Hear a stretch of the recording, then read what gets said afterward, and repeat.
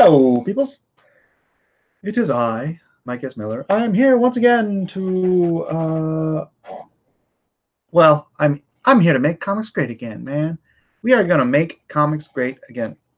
But in order to make comics great again, we must remember what made comics great to begin with. Right? Right. Sorry, let me adjust this so I know it looks better when my head is up here, not down here. Although the background looks better, right? The background. Sorry. I get very easily distracted. Mute. When were comics great? I grew up, I was reading comics in the early 80s. Paul Smith was the artist on X-Men, Uncanny X-Men, because the regular old X-Men didn't exist yet. Hello, Hugh and P.S. Melter. Punched any megalodons today? Not as yet. I'm working on it. Gosh darn it, I don't want to learn more, and I don't want to hear about your stupid guidelines anymore. Every time I pop open this chat, I get this stupid message. Boy, comics were fantastic in the 80s. Seriously? Why? So, Paul Smith was on Uncanny X-Men. Walt Simonson was on Thor. Frank Miller had, I think, just wrapped his run on Daredevil. Was it Klaus Janson after him? I think it was Klaus Janson. George Perez was on New Teen Titans. John Byrne was on Fantastic Four. Gosh, who else? The greats. I mean, it was just such an amazing time. Art Adams. I remember Art Adams on a long shot. I'm trying to remember what else he was doing more regularly. Bill Sienkiewicz was on New Mutants. Gosh, so many phenomenal books. Oh, you know what Frank Miller was on? He was on to doing Dark Knight. Yeah. Oh, sorry, somebody wants the link. Somebody wants the link so we can talk about stuff and things. Making comics great again. That is the link, Matt. Jeez, what? It is the link. All right. But is it really? It is. Hold on. Let me get. I'm lost now. You've made me lose. There it is. All right. Oh, Donald. What's up, Matt? Donald. Why don't you just put a D at the end of your name and have at it? Because I already gave him a clean channel. I keep forgetting that your channel is clean. It is. It is the one clean place on YouTube. Because it looks more pretentious and artistic.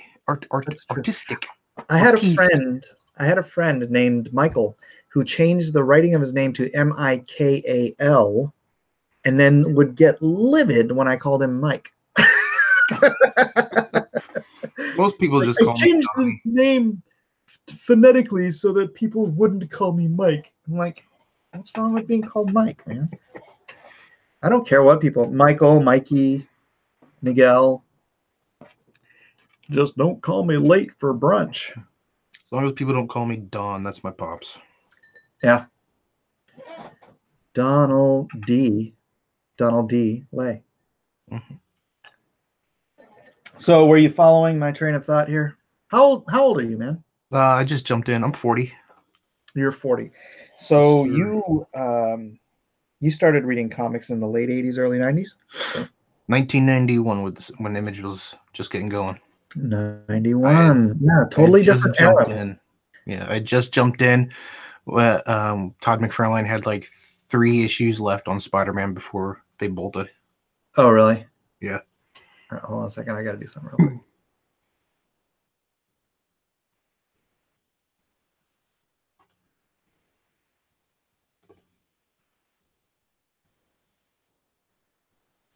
Nobody wants to hear or see me blow my nose on screen. Coffee talk. Yeah. Coffee talk.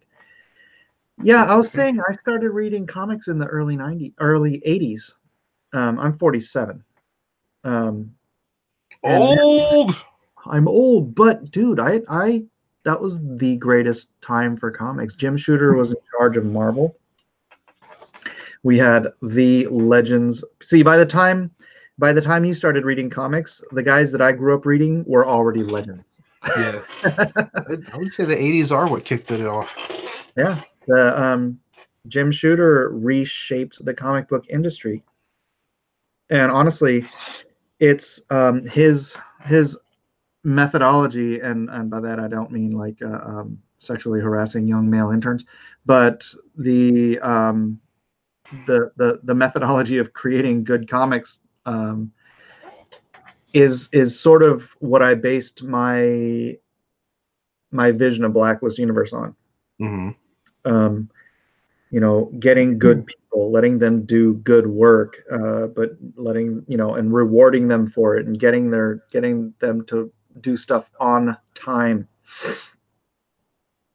I wrote like a 16-18 page white paper like a couple years ago on how to run a successful comic book company in Blacklist. And it's funny because the crowdfunding aspect was one facet of my entire thing. The whole purpose for me was to find someone to fund the production of this comic book company, and that's why I wrote the white paper. And I partnered with somebody who knew a lot of media people and a lot of financially, deep-pocketed people, and so we were doing that pitch until the crowdfunding thing, until Cyberfrog. It made okay. What happened for me? I watched, and I know a bunch of people hate to admit this, especially John Malin. He hates bringing up VD, but Alt Hero for me. I mean, I looked at that and I was like, wow, that is the worst piece of crap book I've ever seen. It was bad. And still, it made $250,000. And I'm like, there is a new possibility here where rather than using crowdfunding as a just one facet, it could change the leverage on the whole market. And then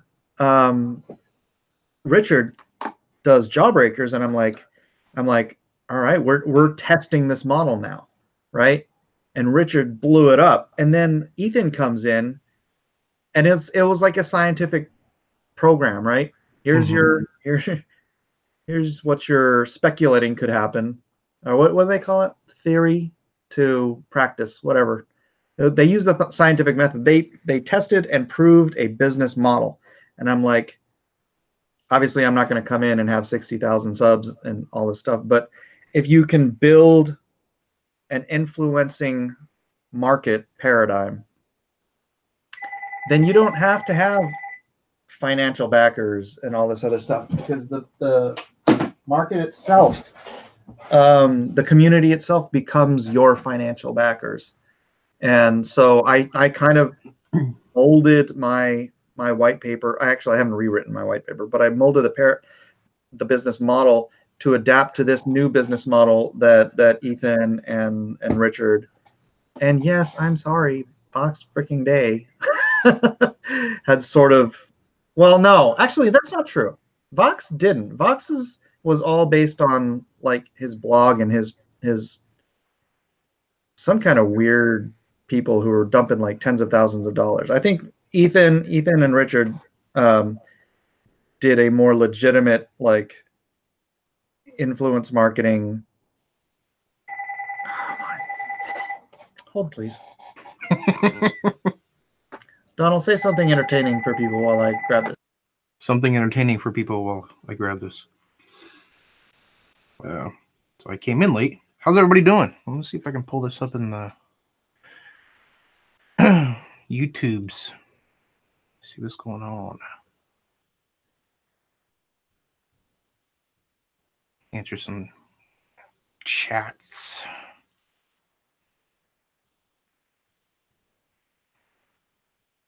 Ooh, lad, I am bright.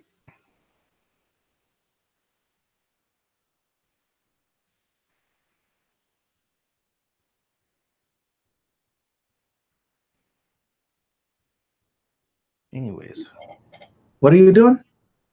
I'm checking the chats to see if there's anything I could like answer or something. Is set up everybody that flourished after it also so many greats. Nasser has super chats. Nasser has super chats. Yeah, he just got them. Thor Jones says, I always thought Donald was black. This is shocking. No, it's just bright in my studio. It's just bright and yeah.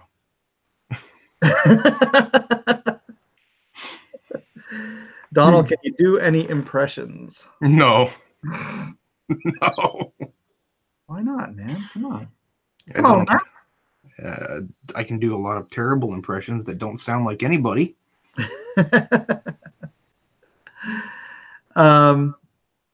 Yeah, so going back to when were comics great? And you probably think they were great in the 90s. I would say, I mean, because I've gone back and I read some of the older issues by the founders. You know, so I read Eric Larson's Wolverine run and whatnot, and some of Todd's Spider-Man. I would probably say between 1983 and 1995, with a jump to 2005 when Cliffhanger came out. Those were some fun comics. Yeah, Cliffhanger did some really good books. Battle Chasers was the best. Mm-hmm. Yeah, but no, I think I don't want to blame Image for destroying the industry or anything, but I think Image destroyed the industry.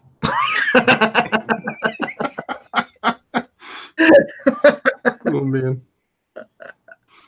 Yeah, no, I would agree with that. I mean, they had that rock star attitude, and they gave people the freedom to just go and just do stuff, like go and rock out. You know, get yeah, like money. go in and hire your old buddy to write a book that's going to sell millions of copies instead of hiring a good writer. Yeah, and let the artist just go and do whatever they want. You know, Stephen Platt gets $40,000 an issue, and then he's suddenly gone for 3 months. Yeah, it set up a really, I don't know, a really bad methodology. I think it was the rock star mentality that just created this horrible work ethic in a lot of the 90s, you know, artists who, yes, they were producing phenomenal work and getting paid ridiculous rates, but they were creating this work ethic whereby they were turning in a page a week because, hey, if you're making $1,000 a page and you only need $2,000 a month to live on, then that means you're making double what you need to live on, and you're out drinking every night and doing whatever. And boy, that did not turn them into diligent workers. No, I think of all of them, probably Todd McFarlane was the one with the best work ethic, but his book ended up being late because he was trying to build up that toy company. Yeah, no, he did well for himself, more as a businessman than as a comic book artist. Mm-hmm. which more power to him. You know, Oh yeah. I think it's like Tony Hawk, right? Tony Hawk wasn't the best skater of even the Bones Brigade, but I don't know if you know anything about skating. I do a little bit. But he was marketing genius. Mm-hmm. Right? And if that's what you got, and then you have a platform to launch that from, man, I mean, you become a Tony Hawk, you become a Todd McFarlane. It's nothing to sneeze at. No, I mean, sure. the fans might miss you because of it. Hold on a second. The links in Messenger don't work for some reason. Can you email me or DM Twitter? Dang it. What is your Twitter? What is your Twitter? Comics were great when Squirrel Girl defeated Thanos. No. Gosh, I wish I had my copy of Immortal 2 #1, because I wrote a little story in there about how comics had just become just noise. And this was in 1996, 1997, I think. Okay, just Matt. All right, let me. Sorry, I have to send Matt another link because he doesn't know how to use things. Impersonate Nasser. Beep boop. That is so dumb. If I made a page, I would kick out 4 or 5 a week. But you got to think that these people were also like 21 to 25 years old. And if you're making $1,000 a week at 22 years old, you're not really thinking, what IRA can I put this into? You're thinking, how much weed can I go buy now? Yeah, and there's no real maturity of understanding that this crap is not going to last forever. Mm-hmm. I mean, I got into that when I was a representative for Wowio. I was the comic book representative, and I was making these huge quarterly checks. And I got into the same thing. I was like, I just figured this was going to last forever. Wrong. Hold on a second. Hello? Kick Nasser. I will happily kick Nasser. Hello?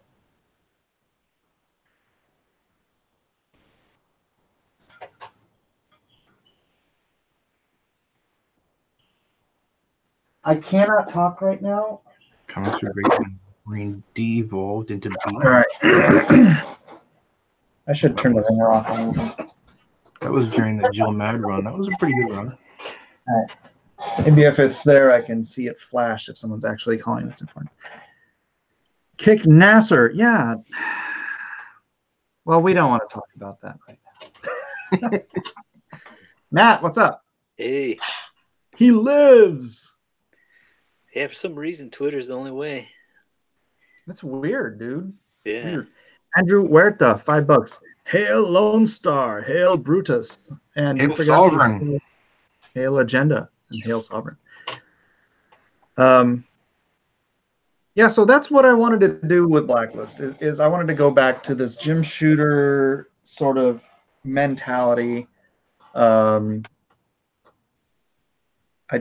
don't want to, it's not like I'm against crossovers. Obviously, Jim Shooter created the crossover, right? The industry-wide, or not industry, but company-wide crossover with Secret Wars, and it was brilliant. But that it became a gimmick. Mm-hmm. Right, and it's become the norm. That's just, it's frustrating. It's frustrating. Oops. And so yeah, that's it's going back to the building each individual title, building a universe from, like I'm not going to spoil anything, but in Lone Star, something that one of the characters does has repercussions for Atomic Family, even though you may not know it until like later on into the stories, either of the stories. but I want to weave these individual titles together into a matrix of the Blacklist universe. And then 5 or 10 years down the road, when we do this, you know, I actually do have a crossover event called Harmony that I have in mind. But again, that's like 5 or 10 years down the road. I want to build everyone up first individually, but feeding off of each other and being able to do things in a shared universe where you might have individual characters crossing over or whatnot. But I want to go back and lay a roadmap that is very Jim Shooter, early 80s type of universe. And that, to me, is how I want to make my universe great and make comics great again. Yeah. That works. I mean, that's a good idea. It's good to have like a 5 to 10 year plan for your characters. Yeah. Plan everything out. You know which direction you're going. Yeah. And you kind of pace it. And then even in like having Six Gun Samurai tie into, it ties into Lone Star if I can get the second series funded. But I love that idea of having a universe that especially has spanned like 3 decades or 3 centuries, right? The 1800s, 1900s, 2000s. Although some of it goes back, you know, like way further back, but that's like stuff that's integral to the characters that we have in our current universe, you know, spanning back three centuries. It's gonna be so much fun. Cool though. And I think that's what's missing from comics. It's just having fun with them instead of pushing political agendas. Liam for $5 says Maximum Carnage style crossover wherein ripples affect, but other people are doing their own thing. Maximum Carnage. Geez, I think, what was that, 93? I think that I stopped reading Spider-Man right before Maximum Carnage. I think a lot of people did. That's what life says. Having a plan with some flexibility is great. Just do not do major crossovers where I need to buy every book. No, what I would want to do. I mean, remember when Shooter when they did Secret Wars itself, if I remember correctly, the story was contained in the miniseries or the maxi series, right? It was like 12 issues, wasn't it? Was it? Amazon. Secret Wars, I think so, yeah. Right. But the events of Secret Wars had repercussions in the greater Marvel universe. Mm-hmm. But you didn't have to buy every book to know what was going on in Secret Wars. And so that's kind of what I want to do with Harmony, which you guys won't see for 5 or 10 years, so I probably shouldn't talk too much about it now. No, it's That's a cool. nice teaser Cool right to get there. out there. Yeah. Yeah, I'll just tease it for the next decade. It's all about promotion. It goes by quick, though. Yeah. Yeah, this past 26 years in the industry has just flown by. One-offs are best, or just a mini-series is best. Some all characters, those books. Huh? Some all characters, those books. Well, Harmony will be its own series. Like, you know, I love being able to pick up Avengers Forever as a trade, just a big fat maxi series trade, and just reading through that whole thing because it is self-contained. I hate picking up like Avengers trades, any recent Avengers trade where it's like you can't get the whole story. It's a trade, right? You want a story when you don't want to be reading a trade and just jumping in on part and then it doesn't have a conclusion. It's just trades shouldn't be periodicals, I think, personally. Unless you're doing like manga series where they're squirting out a trade every freaking month. Or, Yeah. Well, they take a little longer to tell stories. They Yeah. kind of slow burn a lot of stuff, so they can fill it up. American comics, man, are so much like quicker in storytelling. They one issue, just kind of jump. It's more like the Japanese kind of like you kind of slow burn your way into knowing the characters, getting to learn different things. I'm gonna turn you up, Matt. You're really quiet. Here, let me get my. No, I turned you up. You don't have Okay. I forgot to get my headset back on. Oh, yeah, don't worry about it. American comics don't burn; they fizzle. Ooh. Oh. Oh, now Matt put his microphone on. Now I have to turn your volume back down. Oh, sorry about that. Told you not to mess with it, but you don't listen. So Matt, what's your favorite era in comics? My favorite era. It's funny. I've been buying a lot of the back issues from the '80s, like for American comics, like the '80s. Marvel was like I like the Mark Silvestri X-Men and John Romita Jr. X-Men, and I don't know. I love the art in that, and then Brett Blevins like on New Mutants. New Mutants was great. Was And, Claremont writing both of those? I think he was. I think he was, right? God, he was I knew X-Men, but I'm not sure about maybe New Mutants. Of course, Daredevil. John Romita Jr.'s Daredevil. Oh man. Yeah, love buying those. Yeah, I honestly, I hated John Romita Jr. on the X-Men. I bailed after issue 176. Oh, right. Yeah, He came into his own on that Daredevil, man. That was crazy. I mean, he's become a phenomenal artist, but he was just a horrible, horrible Paul Smith knockoff, which I'm sure that's what the editors wanted. Because Paul Smith was so great, and they're like, well, we don't want the art to change too much or whatever. Yeah. But it was just such a bad knockoff. I hated it, and I quit the book after that. I'm an artist reader, so. You're talking about that early era stuff before he got into the blocky look? Well, it was too blocky on X-Men.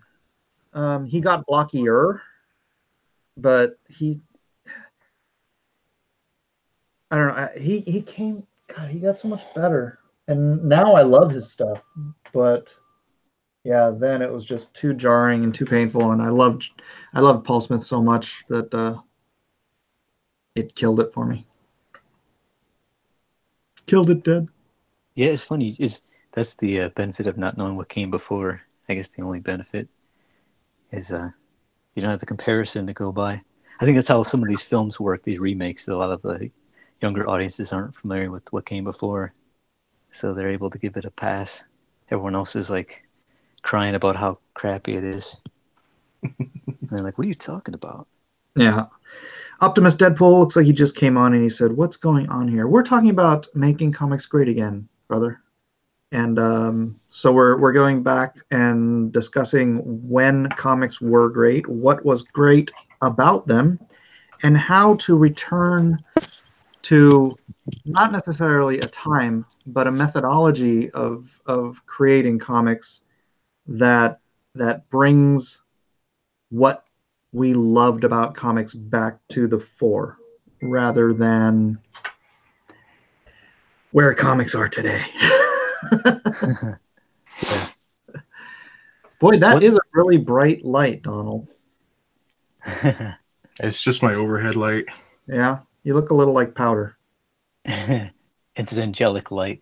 Why you gotta be racist, Mike? What do you got against white people? Like, really white people?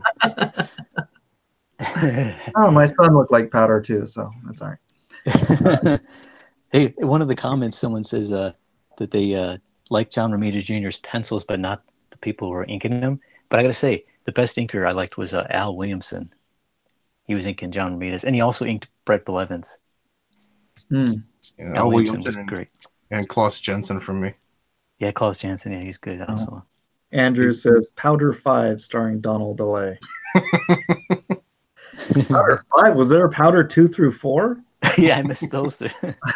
I missed the other 3 or 4. Optimus said, I thought Donald had a pompadour in real life, only to find out he looks like me. See, Is this your first reveal, Donald? No, I have a camera on my stream up in the corner when I'm drawing. It's like screen sharing my Mongo Studio, and then there's a camera that shows me in the little corner. Mm. I like your boom mic. Thank you. Oh, hold on. Speaking of which, take over for a second. Okay. Not really good at that part. Well, we might go down the wrong road here in discussion when Mike's gone. He comes back and he's like, "What the heck?" Oh, looks like he could be Kyle Ritter's brother. That's a new one. Normally I get Butterbean. Oh yeah, Butterbean's awesome, man. Great boxer. Guy's a powerhouse. Great boxer, terrible industry fighter. Yeah. He's always like, he's up for every fight. He like, there's no like downtime. He's just like, another fight, okay. Yeah, he didn't care. He wants to make that barbecue money. Yeah. That name though is perfect, Butterbean. Whoa. Someone took a fall there. Sounds like it. He's trying to rush back to the camera.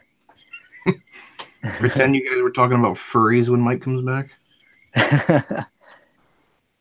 Hey, we don't have to pretend, man. We can start. No, let's not do that. No, it's not.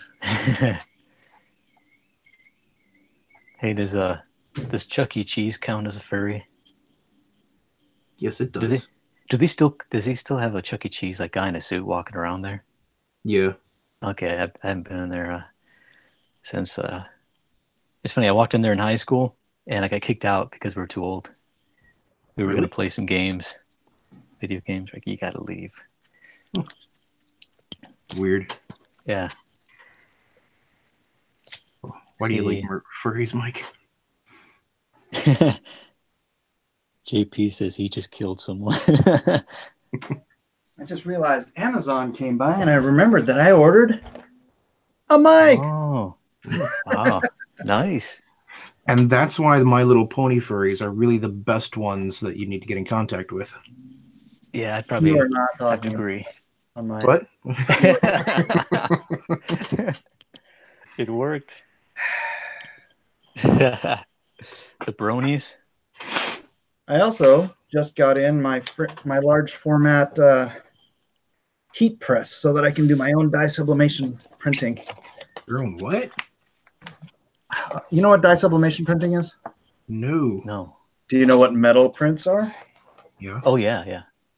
Okay, well you need a large format heat press in order to transfer the ink from the dye sublimation printer to the metal. And so I bit the bullet and I bought one and it just came in. So yay. Yay me. I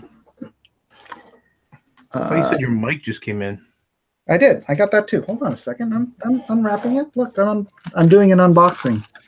Look how tiny this thing is. Let's see how That's what she said. It says it's stop that. It says it's got it's like a little tiny portable mic. I don't know how it works. I should probably look at the instructions. But that's boring. Let's figure it out, shall we? Oh, look, it flips out. Sweet. Oh, nice. It's got its own little stand like that. And little rubber feet. So it just sticks on the table. This is cool. All right. Everybody's getting those hardcore mics. It's like professional studios. Yeah. This is definitely a hardcore mic. Hey, compared to mine. I got a little headset. All right. Let's plug her in. See what happens. Oh, shoot. I don't have any.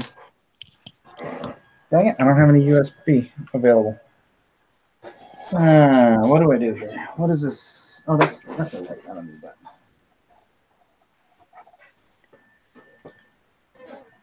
Power.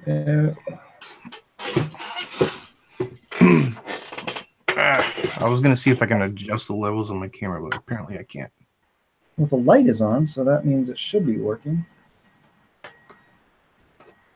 Let me change the microphone. Where it just says, I feel like Mike still uses those cell phones from the 80s. The big Zach Morris brick. Yeah. All right. Do I sound any different at all? A little more clear. Again. Oh, wait. Now you're... Are you muted? Me? No. No. I'm not hearing anything. What the heck? What? Oh. How about if I actually put it into the microphone port instead of the headphone port? That might work a little better. Man, you're killing me, Mike. You're killing me with the G-rated show here. You're killing me. So many jokes.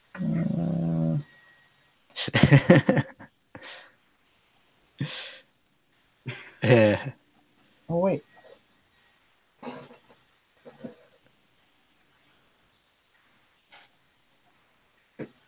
What the heck? Went from comic talk to technical difficulties talk. Oh. Or the unboxing show. Okay, now I'm confused. Something's going on here. Uh-oh. You can hear us though, right? I can't hear anything. Oh. The heck did I unplug? No, that's the right one.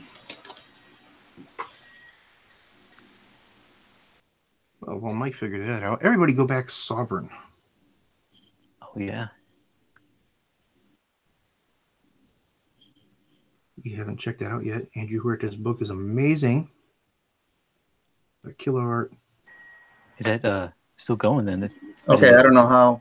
Yep. I need to figure this out. But when I plugged in the mic, my speakers stopped working. I'm curious how you get the speakers, how you're able to use the speakers without echo. And he can't hear me. I can Ask hear that you now. question. Oh, You're really low, though. I am. Well, that's better. Might have been because I was looking down as I was talking.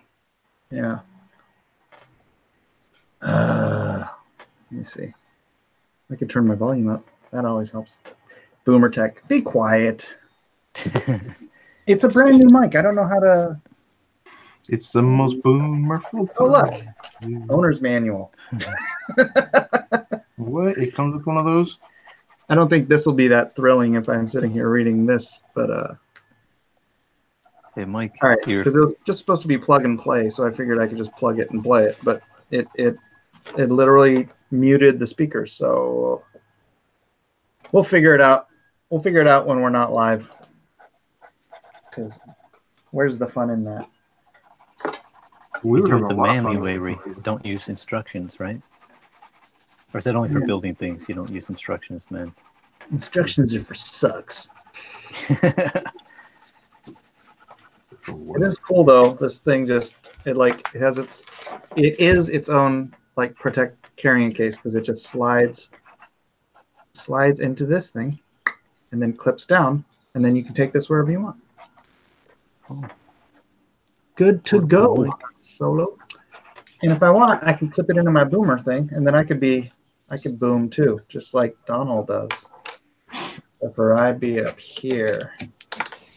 Like, Oh, I got that clamp. you got that clip too? Mm-hmm. It's a good one. I need to get one of those. Yeah, you do. It's a pain setting this thing up. It's so unstable. It's a tripod. Seriously? Yeah, dude, get one of these. They're only like $15. Mm-hmm. Oh, what'd you get on online? Amazon? Amazon, yeah. Yeah. What's it called? Arm clamp. Bendable arm clamp. Clampy. Named I after don't- the inventor, right? I honestly don't remember the name of it. It's a ostrich neck, I think. Oh, okay. Clamp. So it's the most boomerful time of the year. You guys, you get a new piece of equipment. It's not a boomer just to not know how it works right out of the box.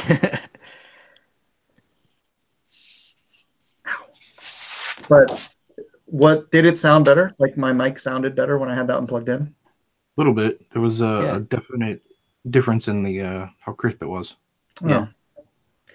Well, then I'll definitely have to figure that out post haste. It was only $40. It's not bad. Not too shabby, not too shabby. Agree to disagree, Mike. I don't know what you're agreeing to disagree with, so I'm just going to go ahead and skip you. Andrew. More crisp, you sound clearer. Reset audio settings. I guess there's probably, let me see, settings, default speakers. Oh. Yeah. Realtek, high definition audio.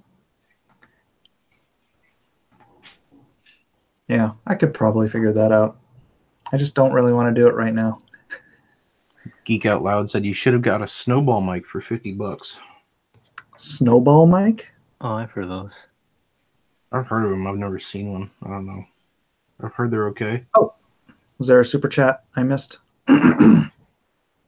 Liam for $5 says we need the anchoring stories.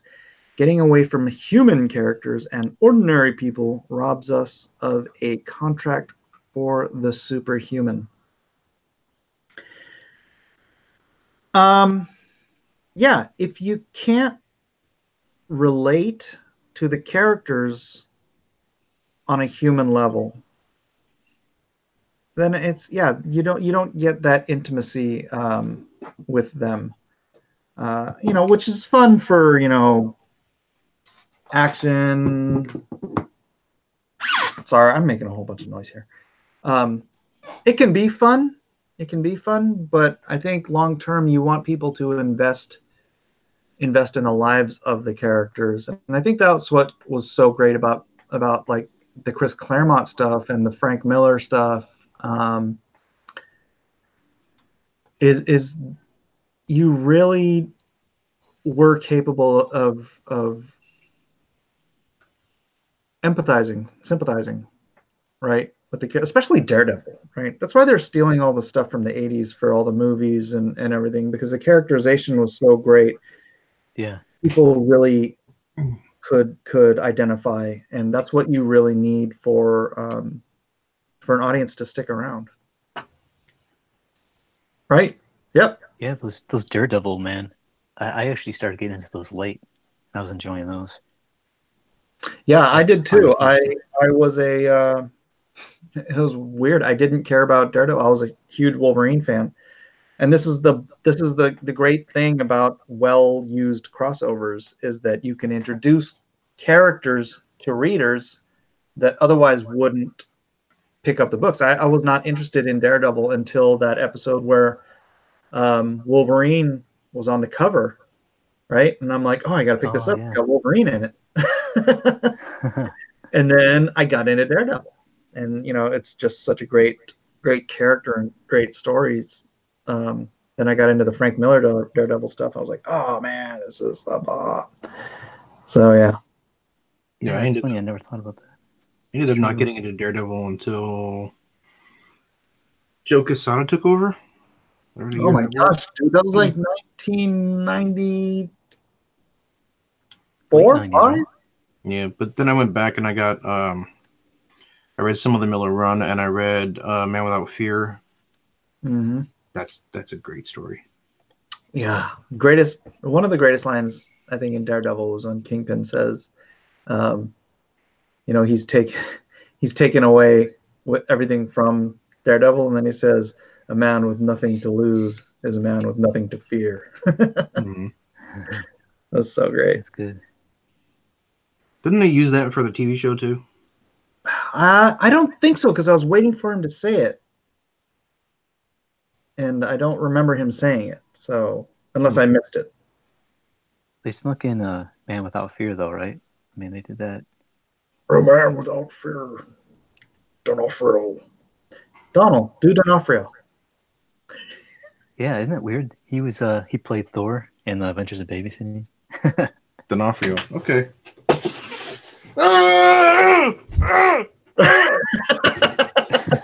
Spot on, man. Dead ringer. now do him from Full Metal Jacket. Joker. Everybody hates me. There you go. Oh man, that is intimidating. Wait, do it again. And you got to smile a little bit, like a creepy smile. Well, hold on, I gotta lock it up because I don't think anybody can see it except us. All right, ladies and gentlemen, Joker from Full Metal Jacket. Bingo. Oh, I also I like butter. Some people call it a sling blade. I have not seen that one yet. Sling Blade. Sling blade. That was John Ritter's last movie. Oh wow. What? Yeah. Really? I didn't even know he's in that. Is it Gary Sinise in that one? In Sling Blade? I don't know. Wait. Maybe I'm thinking of a different one. Is Sling Blade the one where he plays as someone who's like slow and he's like he's wanted for like killing a kid or something like that? Or... Yeah. Okay. Yeah, I thought Gary Sinise. Sling Blade. It's like the only line I remember. Giuseppe Balsamo says, second place in drawn and quartered. Pumpkin butter. So we were having a discussion, gosh, was that yesterday, the day before yesterday, about swearing. And I said that my wife, when she hurts herself, she cries out, pumpkin butter. And people are all like, that's so great. I'm going to start using that. Pumpkin butter. That sounds like it would have been my kind of conversation. Yeah. No, yeah. Man, they used to make some great, like, you know how they edit in for TV versions of movies? They would edit in, like, words instead of curse words. And, yeah. They used some really great ones, man. The best ones were when they didn't sound like somebody. Yeah. No, I just watched Deadpool 2 on the way home from Japan like that. Oh man, it was so overly edited. I mean, like there were, which was really funny because there are other movies on the same flight that like the editing was like next to nothing. Wow. I'm actually interested to see the Christmas version. You know, the PG-13 version. Freddy Savage. Yeah. Is it he actually in the movie? That's how the format is, right? I hope so. I thought it was him, like he's like reading, or he's telling the story of the Deadpool 2 while he's like laying in bed or something, kind of like Princess Bride. I think that's just a commercial for the. That would have been gold if it was the whole movie. Yeah. He's just like he breaks in between scenes, being like, "You're looking a little scared right now. I might skip this scene." He's like, "No, I can take it." That would be hot. He said it made $1 million already on Wednesday. Oh, is it out already? Yeah. Oh, I didn't know.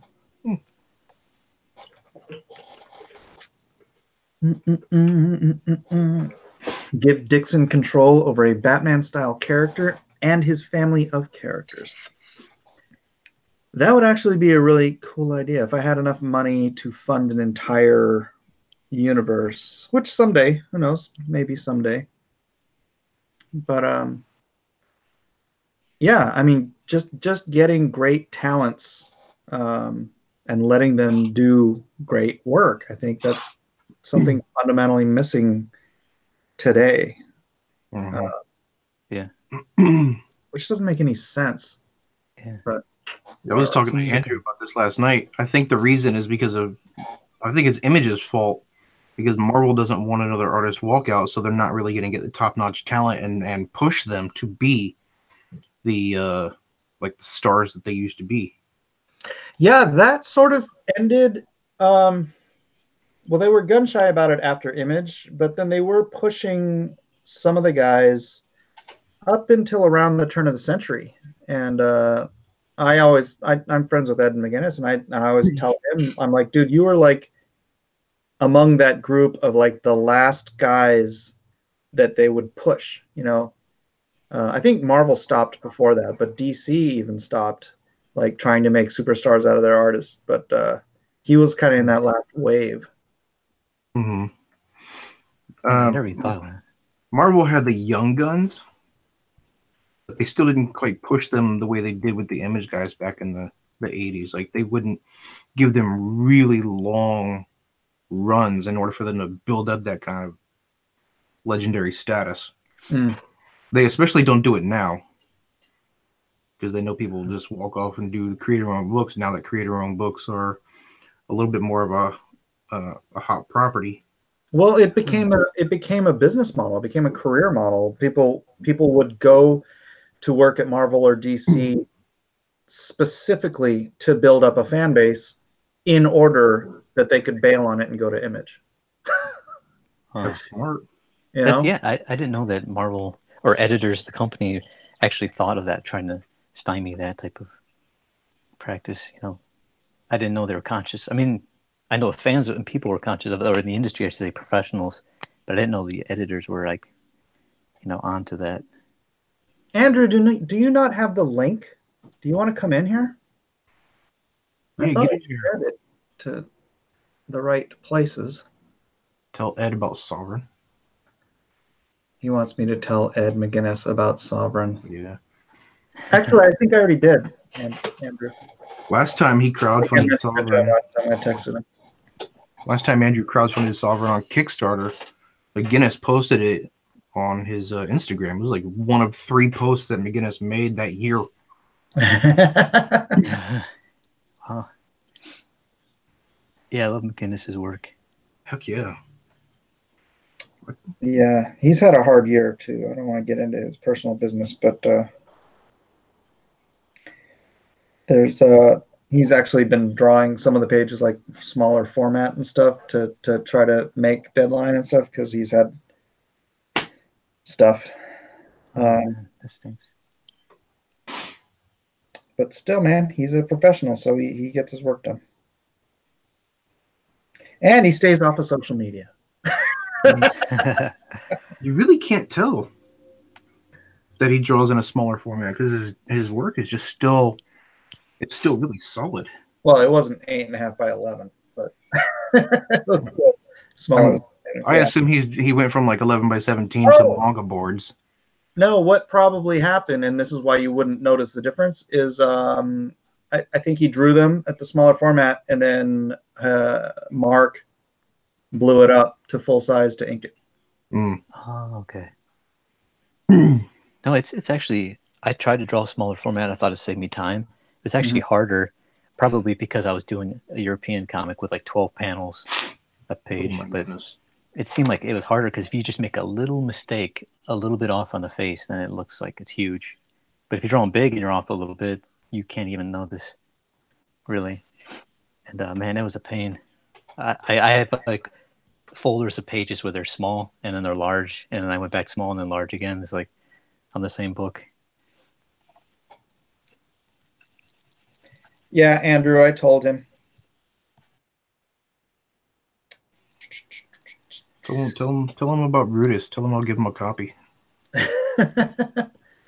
Ed, if you're watching, Donald will give you a copy of Brutus. Yeah, free copy of Brutus. All he has to do is mail me one of the covers for Batman, Superman. That's an even trade. It's even trade. Yeah, sounds like it. Optimus Deadpool. I love Ed McGuinness. When he drew Deadpool is when I started loving the character. Man, that was the 90s. Yeah. I really hope he does a creator-owned book someday when his contract is up. That'd be great. Yeah, his contract is up in a. I don't. Maybe I shouldn't talk about his. I mean, even if he just goes to Image with it and doesn't do a crowdfunding kind of thing, it'd just be great to see what comes out of his mind. Yeah, I look forward to the future of Ed's creations. Yeah, I don't. I would love to get him on a Blacklist universe book, and someday I will find a way, because he's not on. He's not going to do. He's not going to do this. He's not coming on YouTube. He's not on social media at all. No, I wouldn't imagine. No, he's not. A YouTuber. He doesn't even have a Facebook account. There's an Ed McGuinness Facebook account, but it's not Ed. Is he Twitter? He stopped posting on his Instagram account. I think someone else might be posting for him on his account, but it's not him. Yeah, I was gonna say I followed him on something. Yeah, dude, that guy got on Instagram and got up to like 30,000 followers in like a month. It was crazy. Oh. Yeah.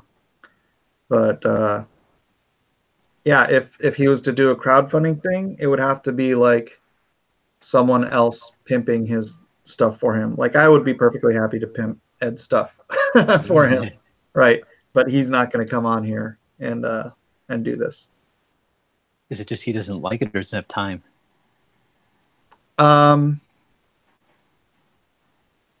Both. Yeah, I mean, he doesn't want to. He doesn't. I understand that. I actually don't like doing the social media thing, but you got to nowadays. It seems like, at least if you don't have the name like maybe Ed McGuinness, he really doesn't have to. I mean, right? I mean, well, that's the curiosity. I mean, would he have to? I mean, someone would have to be getting out there and letting it be known what he's doing. You know, whether it was a manager, whether it was a promoter, whether it was friends, whatever. You know, Indiegogo isn't going to be the Wizard magazine or something. It's just a platform. It's not a marketing department, you know. So someone has to get people to the Indiegogo in order for them to buy it. I know that Instagram is not, you know, it's like Facebook. Not everybody sees your stuff. You know, you might have 30,000 fans, but like only 5 or 10% of them see any given post. Yeah. So, I mean, I'm sure he would do fine, but I think he would do phenomenal if he had someone just actively promoting his particular stuff, you know. He's the kind of name that he could basically just send an email to Eric Stevenson and say, "Hey, I've got a book," and they would say, "Okay." Oh, absolutely. Yep. Somebody lives under a bridge? No, I live next to a street, though. Why, Mike? Why do you live near a street? So that I can drive to my home. I always hear motorcycles, man, flying by like at 100 miles an hour. I'm really not that far from the highway. So, yeah, when those really loud motorcycles go by, it's like... Yeah, you can hear those things for miles, man, some of those. Yep. Loud mufflers save lives. Tommy Sarkinen says, when Atomic Family, if you have colored and lettered pages, I am hopeful. Honestly, I was hoping that, gosh, I should be promoting the Meg. TheMegComic.com. It's the last day. It's the last, actually, let me see how many hours left.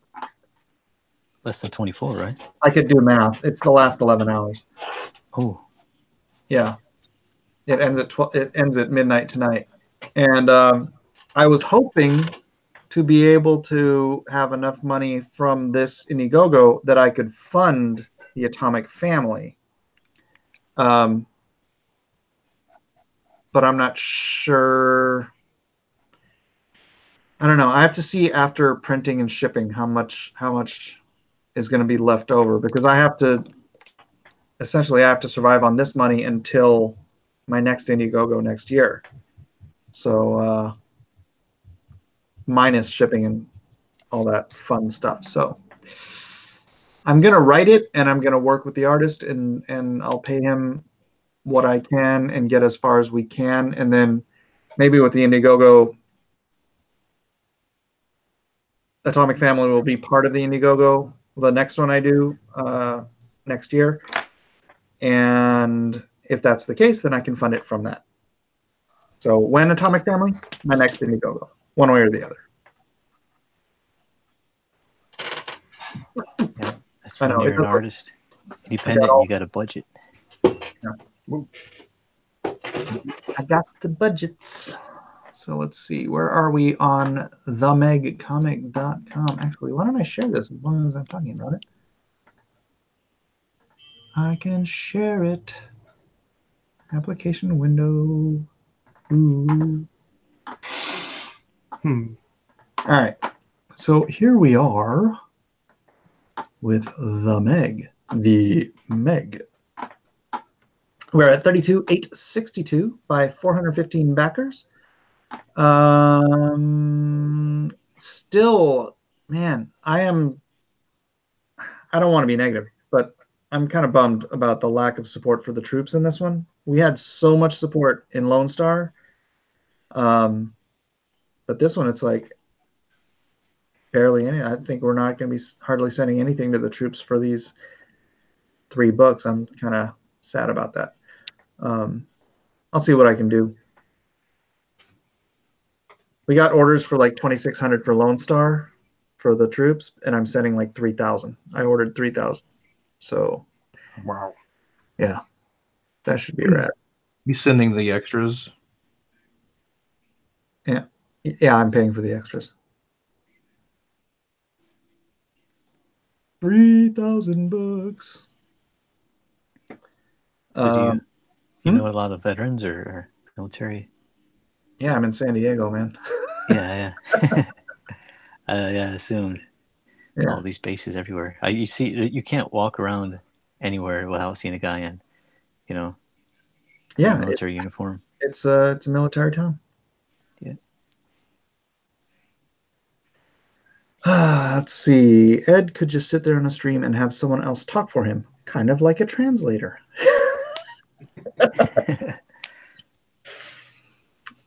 Yeah. You could try to get into Graveyard Shift talent search for extra. Ah ha ha. Yeah, that's what I want to do is work for John Malin. I think the universe might implode.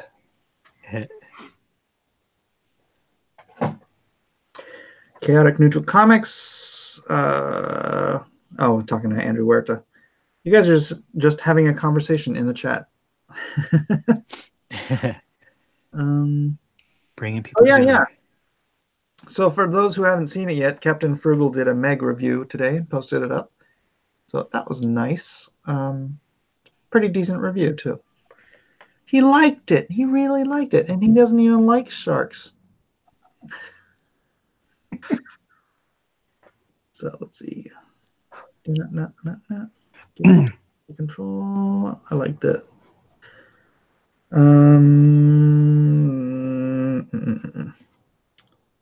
Peace, fellas. I'm out. So Huerta apparently didn't want to come in. Punk. I know, right? He doesn't want to come in unless he can draw something online on screen. Of course, he didn't want to be here for the Disney Princess either. Where were you, Donald? Live streaming with Andrew. You're competing against Drawn and Quartered. Are you mad?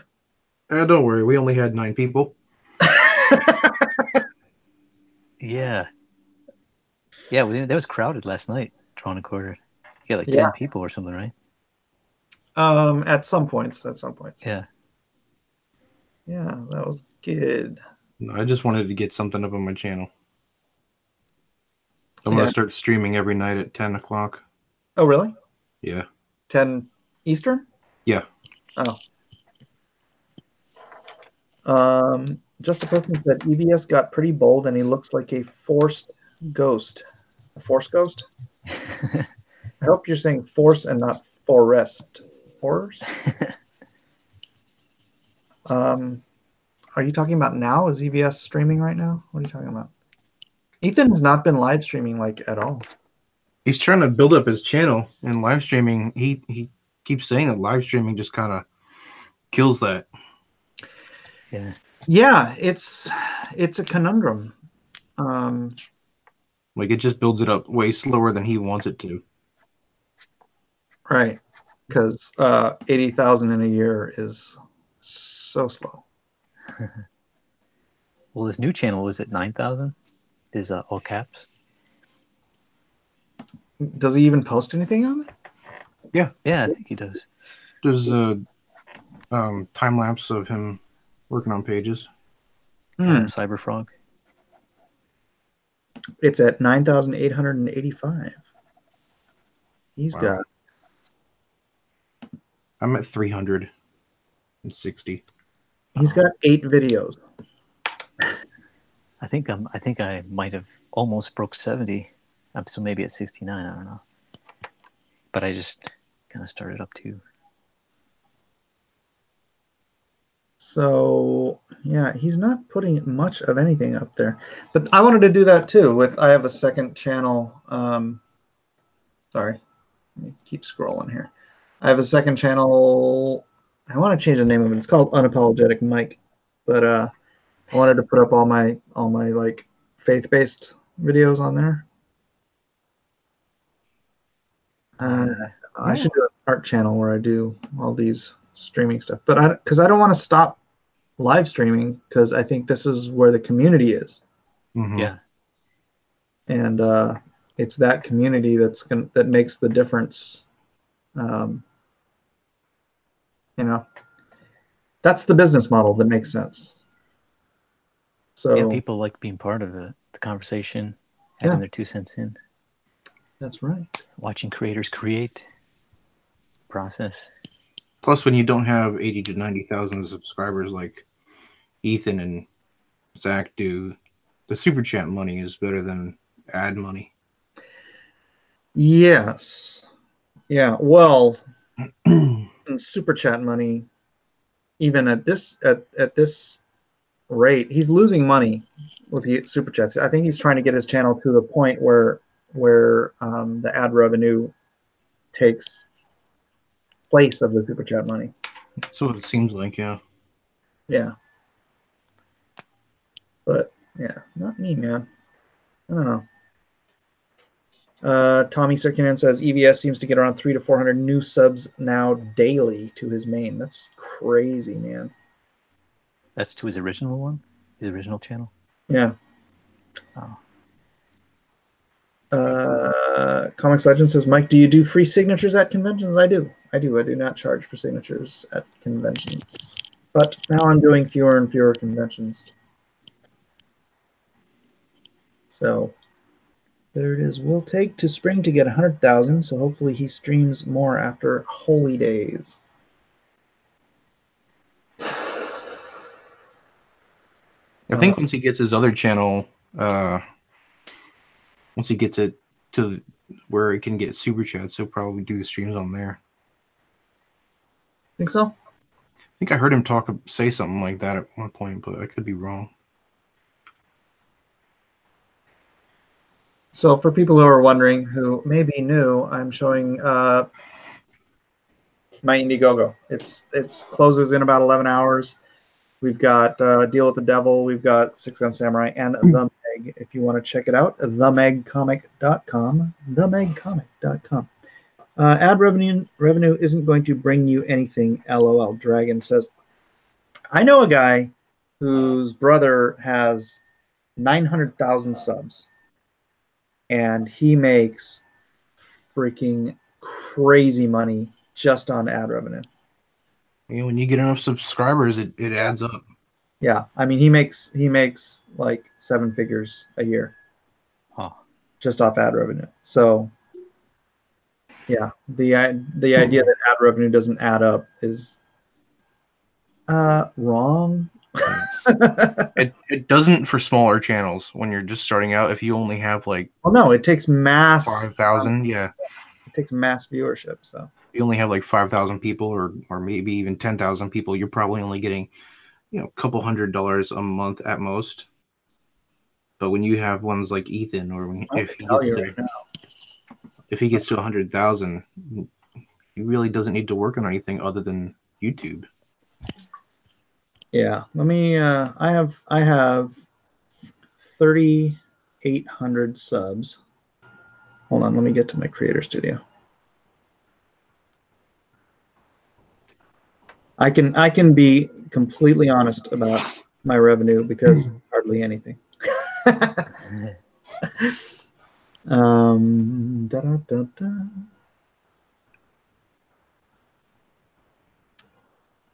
So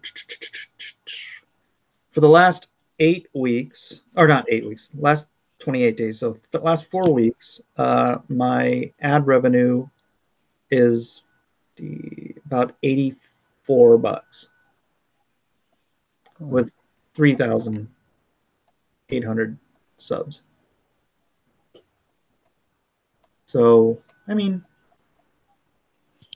extrapolate that out, add a 0 to each of those. If I have 38,000 subs, that would be $800 a month. If I had, add another 0. You could get to $8,000 a month, but you have to 380 build up so much in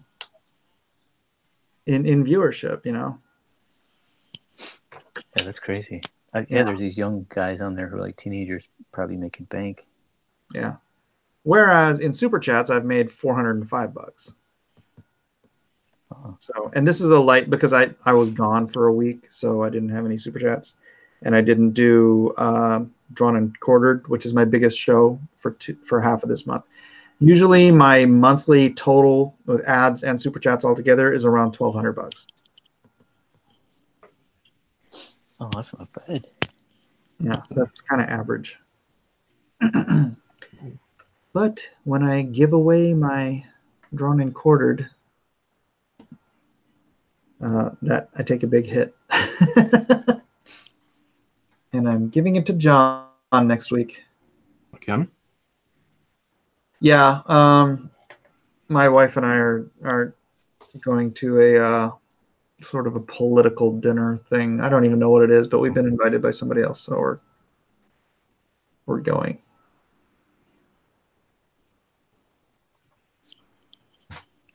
Gone. I'm down on one a long time ago. What's that? Yesterday, 1, 2, 3, 4, 5, 6. Sorry, you can't even see what I'm looking at. All right, back to the chat again. Let's see. Subscribers aren't what ads are based on, but rather your views, and in particular, your views of ads, which aren't stable. You get something like $1 per 1,000 views or something like that. Yeah, I don't know how it all calculates out. All right, I can turn this off. Basically, the more people that go to your channel, the more money you get. Yeah, I mean, that's all it boils down the to. long and short of it. Slick Jimmy's here, but his mic is turned off. Mike, but you also make money selling the drawn and quartered drawings, which is nice. Yeah, but I don't sell every single one of them. I have this one from last night. If anyone wants it, just let me know. Oh, Jasmine. Yeah. Jazzy Jasmine. Jazzy Jasmine. Chickadee, chickadee, chickadee. Let's see. Fizz Pop says, I have one video with over 200,000 views. It's only made $500. And then also, you can add advertisements to your videos. I try not to do them I try to do them every 20 to 30 minutes. But, having 2 ads on a video will double your revenue on that video. Having 4 ads, if people watch it all the way through, will quadruple your revenue. So if you're just going with the one lead-in ad, then yeah, you're limiting yourself.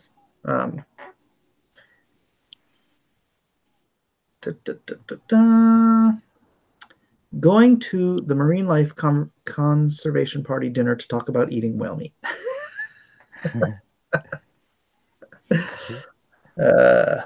Sounds like a good time.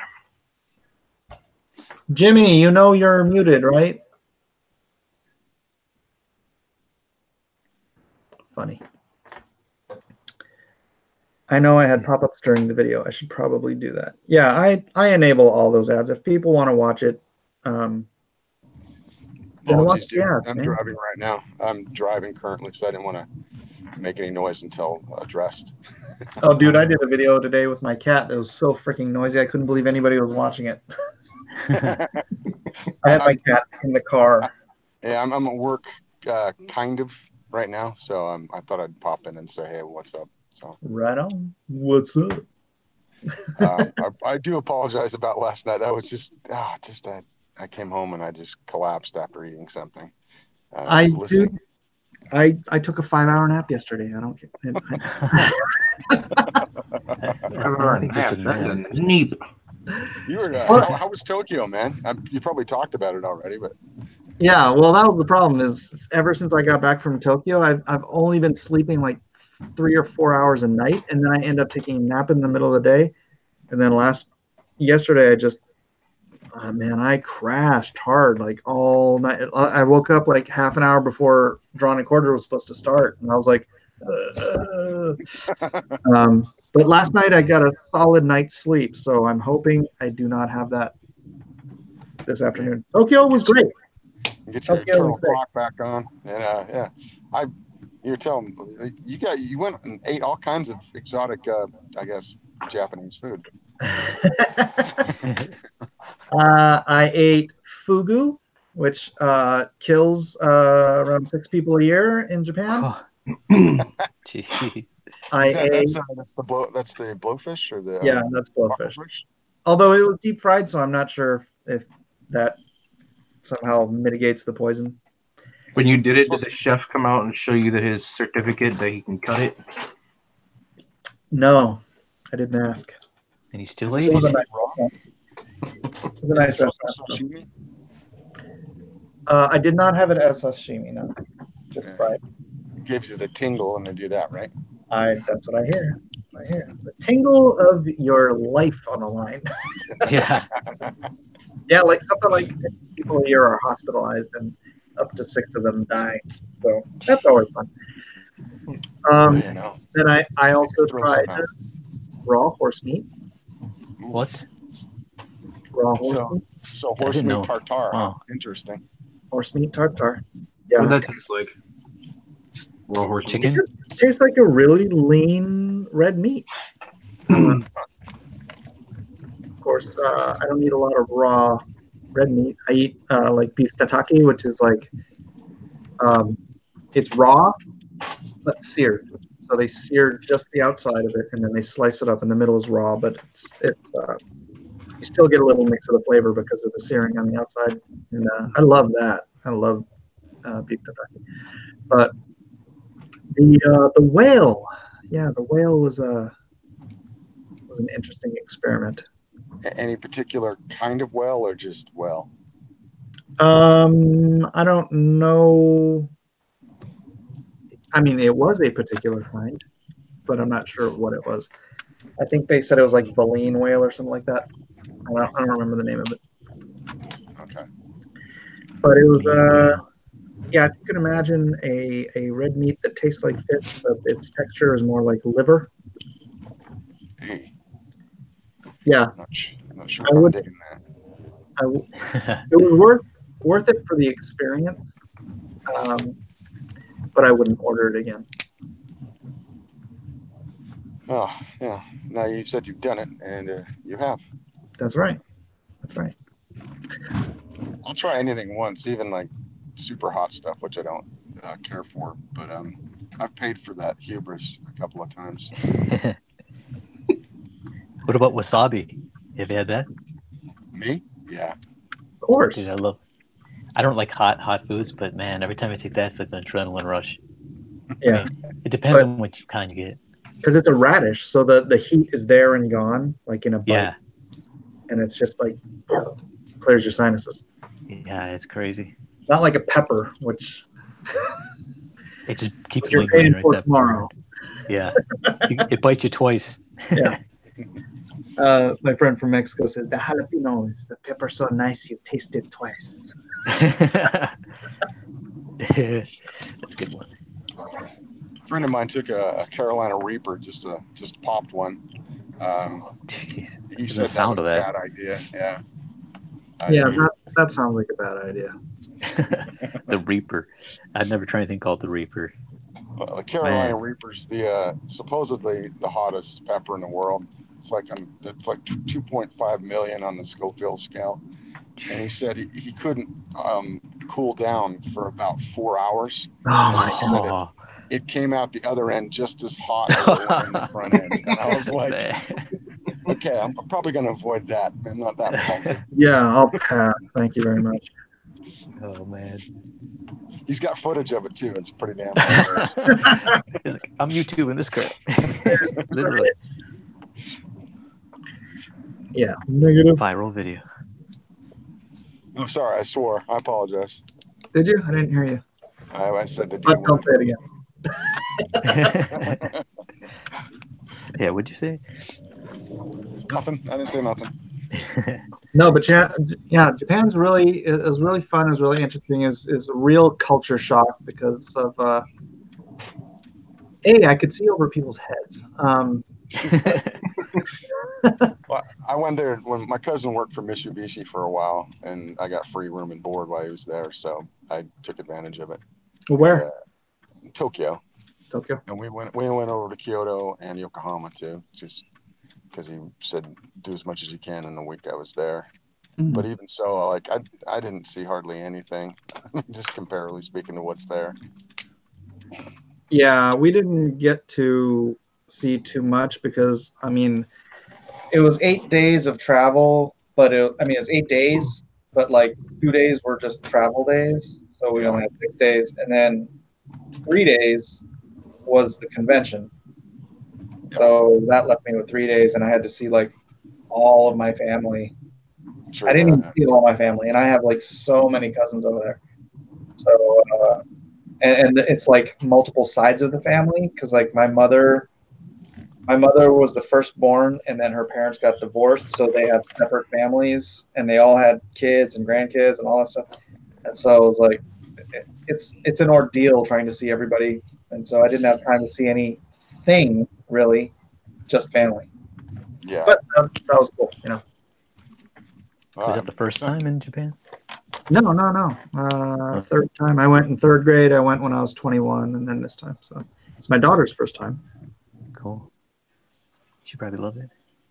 Oh, she loved it. Yeah, she wants to move there. I'm like, I don't know how to handle it, man. Everything's so freaking small and claustrophobic.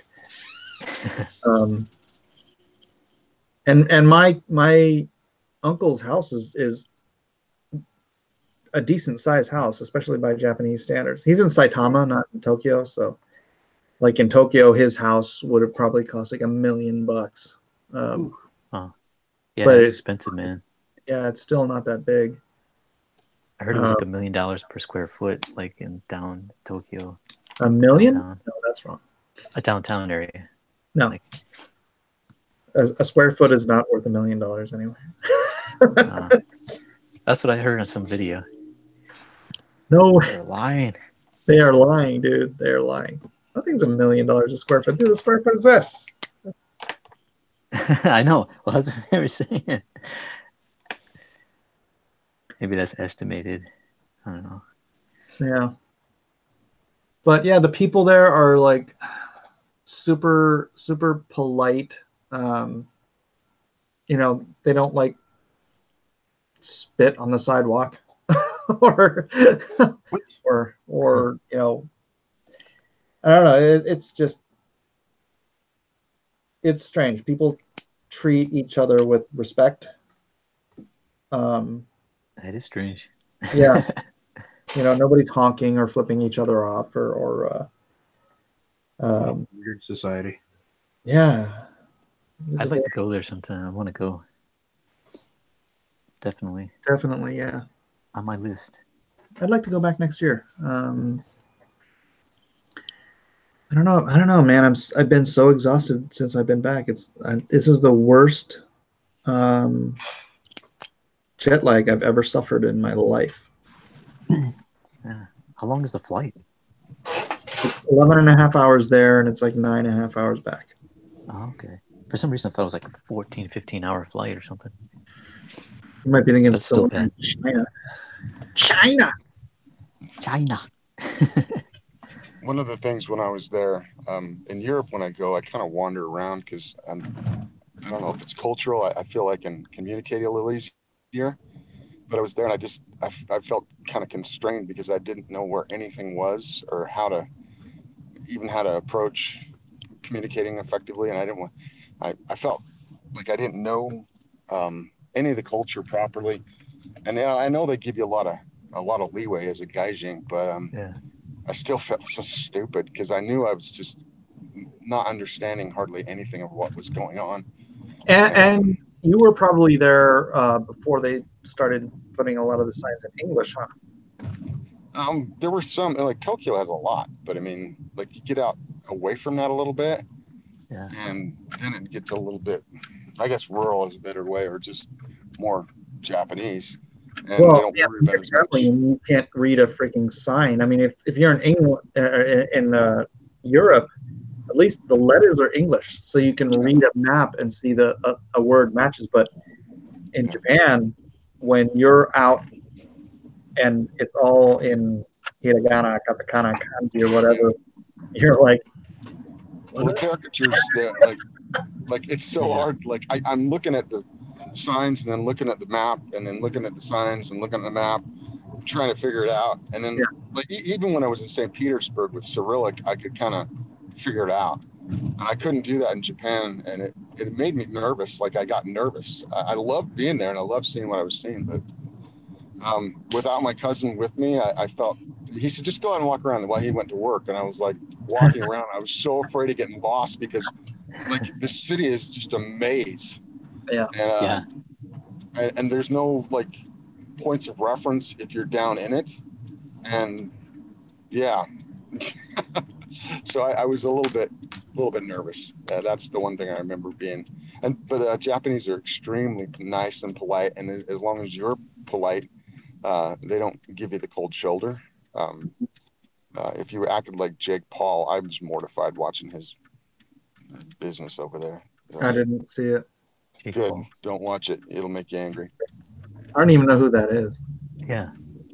It's just one of those. Yeah, he's a YouTuber. He's a I don't know how to, he went over there and made a complete ass out of himself. So yeah. That's hard to do in Japan. And then he showed a suicide on his channel. Yeah, that thing. Yeah, that thing. What?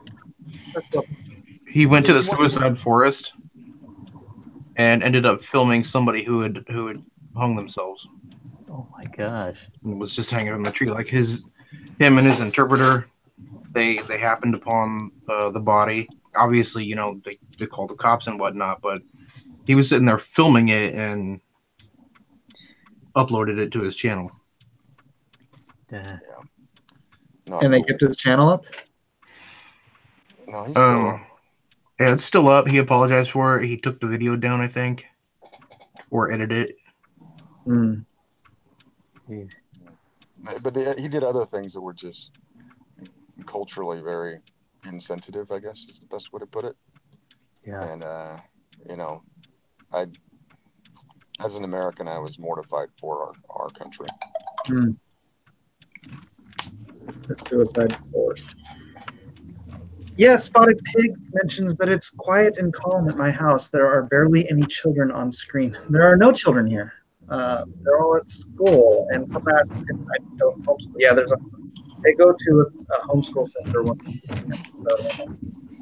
are they home from school? I mean, when are they off for Christmas break? That's a great question. I pay so little attention to that.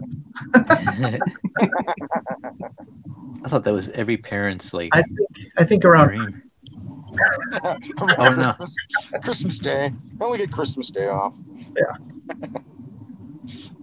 Actually, yeah. Going back to school is the dream, right? When they go back to school. They go back to school the first week of the year. I remember that part. Yeah, it's weird because they all go to different schools. My daughter goes to a charter school downtown. My children go to, or not my children. My youngest goes to a special needs program at the elementary school nearby, and then my other three they're homeschooled, and they go to the homeschool center once a week. So I think they all might end up with different vacation times. So That's that's not very convenient. Jeez. it's life. And plus, if I want to take them someplace, I'll just tell their school. Heck, my daughter had school while she was in Japan with me, but I just signed a little waiver thing saying that she would do schoolwork while she was there, so that the charter school could still get the money for her being in school. So, yeah, if you don't show up at a charter school, you lose money. Oh. Or the school loses money. Why does Mike sound weird? I hear a washer going on. I think that might be Slick Jimmy's car.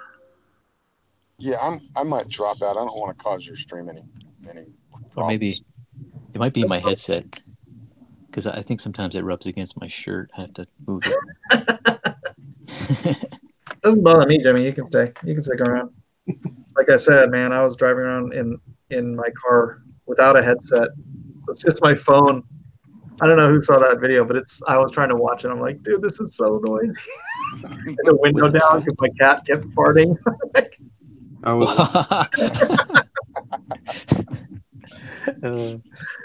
He was like sitting on my lap farting. I'm like, no. You had a cat in your lap in your car? Is that what you just said? And you're driving with the phone? Yeah. Did your cat just not? Because like every time I've had a cat in a car, that they flip out unless you have them in like a little carrier. Yeah. No. He was getting annoying towards the end, but I think he had to go to the bathroom. Oh. I think that's why he kept farting. Because a friend of mine has a cat that will sit in the back window because he drives around with him all the time in the car. He just loves to sit in the back window. But that's the only cat I've ever met that didn't kind of trip when he was in the car. That's kind of cool. Yours didn't. Yeah, it was his first trip. It was kind of a test. Wow. I had this other cat like turn of the century, loving Groucho, and yeah, he would do that. He'd just sit in the window in the car, and we'd just take him wherever just for fun. Cool. That is very cool. I think it was a good test. He seemed to enjoy it after a while. He was scared at first. This was his first ride since we got him from the Humane Society or wherever. I think it was a Humane Society. We adopted him and then drove him here, and this is the first time since then. So Sierra Whiskey says, check out the Meg. 3 books, over 400 pages, only $50. Indiegogo, blah, blah, blah. Yes, thank you, Sierra Whiskey. Please do recall, this is the last day. We are at 10 and a half hours to go. Bye. Yes, absolutely.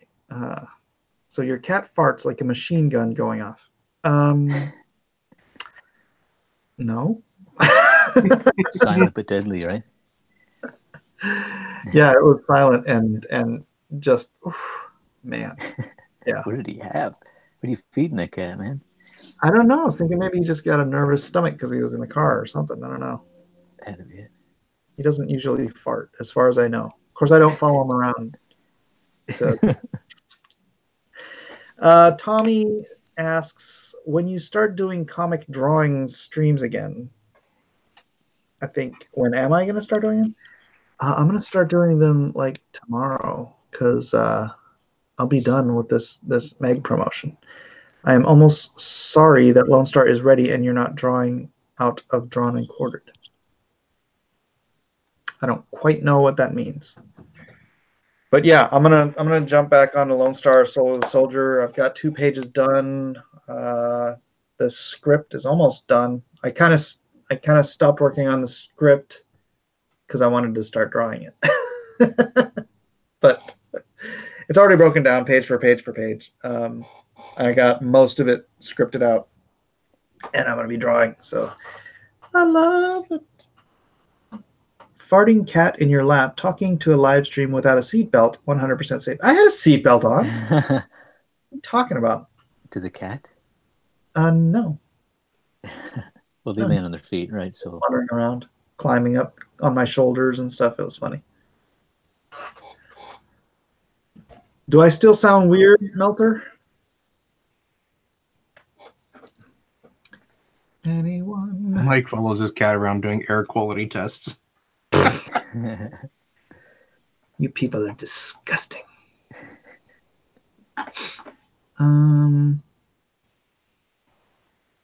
Mike, I'm at work. Oh, Nasser, I don't care.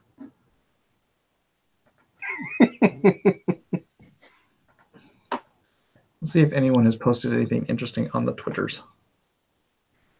Notifications. So, did you guys see that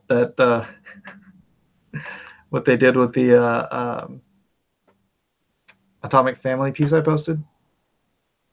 Oh no. Okay, hold on. No. Let me see if I can find it. I think all I've seen so far is like what looks like a panel, or maybe it's a cover. Because I think I saw it written by Mike S. Miller at the bottom. Yeah. That's it. Hold on. Let me share it.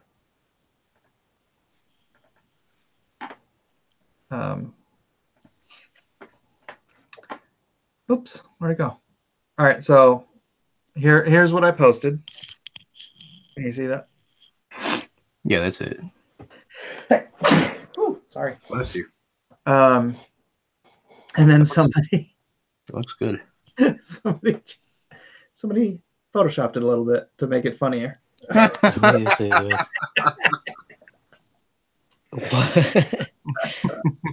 man. Oh gosh.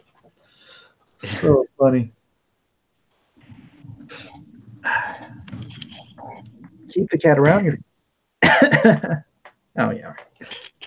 So yeah, I thought that was hilarious.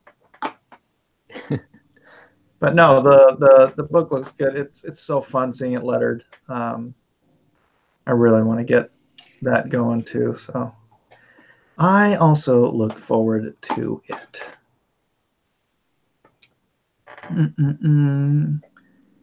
People are sharing it. Garbage person attacks. Yes.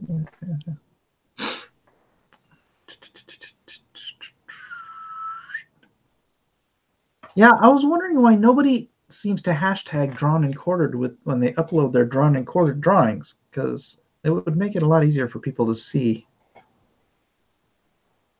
It would group them together, right? So you could find them. Right. That's what hashtags are for. Yeah, that gets kind of annoying when I'm trying to see who drew what on the nights that I can't watch. Right? So I just try to, I quickly go to the video and see who was there at the end and then just go to their Twitter. So did Ryan Cardinal say he was going to put that on a woodcut? Is that what he said? Yeah. No, probably like a laser design thing. Huh. I'm gonna guess. I didn't know he had that. That's cool. That's pretty cool, man. Oh, John Malin announced that the Graveyard Shift, the graphic novel, is printing. Mm-hmm. Huzzah. Got that email. I'm looking forward to getting that book. Yeah. These SJWs are going to have less and less to complain about now that more and more of the books are coming out. Oh no, because then they'll get the books and they'll open it up and they'll complain about everything inside the books. That's true. They will simply complain for the sake of complaining. Ethan is posting a Salamandroid pics. Ooh. Andrew Ware is posting art, even though he didn't want to come in here. Whatever, Andrew. Don't care. And Drawn and Quarter Fan Edition is open tonight and looking for artists. So if you're an artist and you want to get on the fan edition with the possibility of winning, getting on the main edition, then go to Drawn and Quartered. I guess it's Drawn and Quartered Fan. DNQFE on Twitter. Ooh, that's killer. That Yeah. Clint Eastwood he just posted. Wait, what? Who? The Clint Eastwood that Andrew Oh. posted. Yeah, all I see is the little version. Does he have a bigger version? If you go into his mentions and scroll down a little bit.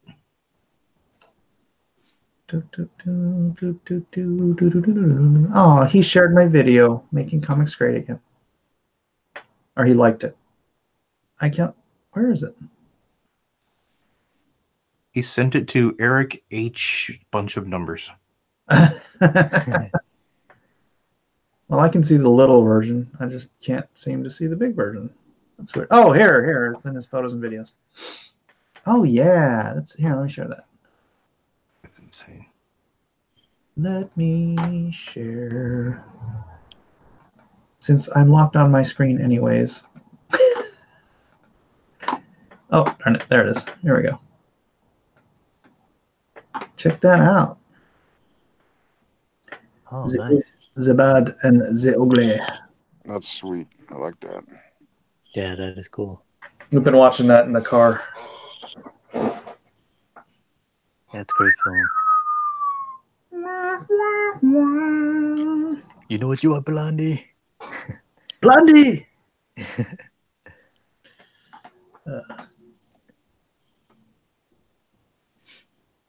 This one has a blue-eyed angel, a blonde-haired angel.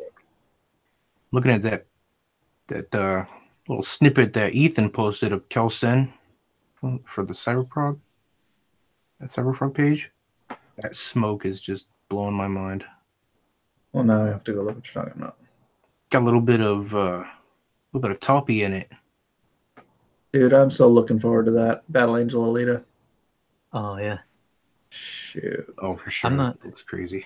I'm not the biggest fan of Rodriguez, but I'm probably gonna see this one because I love the manga. All right, let's see what Ethan has posted. You mean this one or this one? The Salamandroid or the one here? That one with Kelsen, the big robot. This? Oh, right there. Yeah, look at that smoke.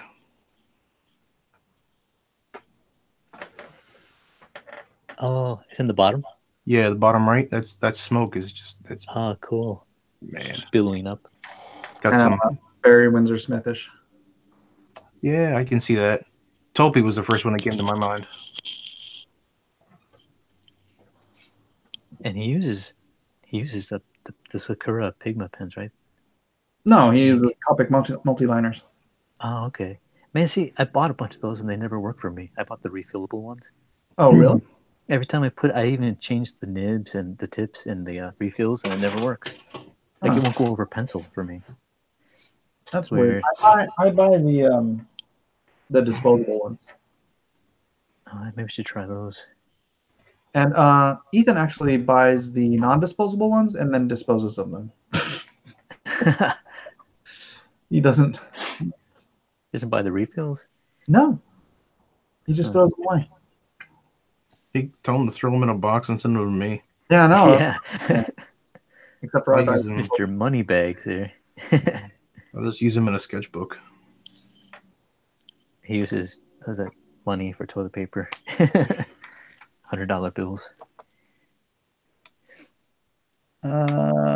Wait. There's a conversation going on. Can you shill for Hero Book 1? It's really good. Hero Book 1. Is that on Indiegogo right now? Which one? There's 2 books on Indiegogo called Hero. Let's see.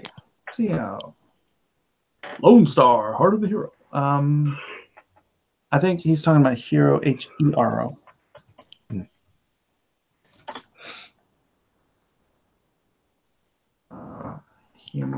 Hero, Jacko, Hero book. Oh, this one. Yeah. Oh, yeah. I met these guys in New York. Great guys. I don't have any audio on this. The story of Hero begins when the small woodland creature emerges from his winter hibernation. It is prophesied that he will become the greatest hero the world has ever known. Therefore, his mother names him Hero. Now, when Hero grows up, he's kind of short, he's kind of skinny. He doesn't really look like what you'd think a hero would look like. But then again, that's kind of the point. Being a hero doesn't have anything to do with what you look like. It's about your intentions and your actions. Book 1 continues when Hero and his best friend Pudge journey out into the world to find adventure and to discover the true meaning of what being a hero is all about. But unbeknownst to Hero and Pudge, a dark evil is forming in the horizon. A villain has been prophesied to take over the world, and he's building an army to do so. Now, exactly how does Hero and Pudge intertwine with this villain? Find out more in Hero Book 1, a full-color, original, kid-friendly graphic novel series from Misfit Corner Comics. Nice. And that's the hell is that? Oh, that's a big book too. 176 pages. 176. Crazy. I like that video. It reminds me of the old like Disney infomercial type cartoons where the narrator would be talking over something Goofy was doing. Kind of sounded like that for me. Yeah, he was exercising. So yeah, if you guys are into this sort of thing, definitely pick this up. There's some. Let's see what's here. Basic hero. I hate it when I did that too. I screwed up on so many of my tiers on on Lone Star. I do believe this is the first time I've ever seen Donald. Yeah, he's this is his first time. I'm just kidding. Yeah. Big reveal. Yeah, they got some good inexpensive tiers, but you know what? Pitch in for the $50 super perk. See if we can grab one of those. 0 out of 1 claim. There's only 1. Come on now. What are you talking about? Oh, there's perk 2 and perk 4. So I guess perk 3 got bought up. Anyways, yeah, let's pimp some Hero. This is a great looking project. All ages stuff is I love all ages stuff, so I need more of it. yeah, definitely. Trying to get my buddy Scott to do his book that's an all ages concept. I think it would be killer. It's basically Little Rascals meets Conan. Little barbarians. Yep. Do you guys know Testosterone Overload? Uh-huh. He's got some great actual movie scripts that could be adapted. There's one called Young Barbarians, man. That I see that as a four-quarter kind of book. All ages, might appeal to many different demographics, and it could be easily adapted to comic and be really a lot of fun. You guys were looking for somebody or a project to be really quite cool. So anyway, just putting that out there for any artists who are interested. Cool. Well, this is a place where artists and writers come together. The writers just have to be quick enough to avoid Nasser. Sorry, Donald. I don't know how you got sucked into that. Desperation.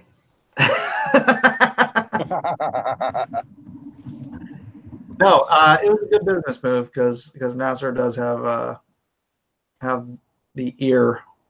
I don't know how he got so ingrained into all of our lives. He's all right, well, that's for sure. Let's check out. Have you guys seen the Requiem for Crazies? Never heard of it. Yeah, this is like 3 days old, and he's up to $13,000. This is by Rusty Cage. He's a YouTuber. He's a cool. Here, let's watch this. Oh, excuse me, sir, ma'am.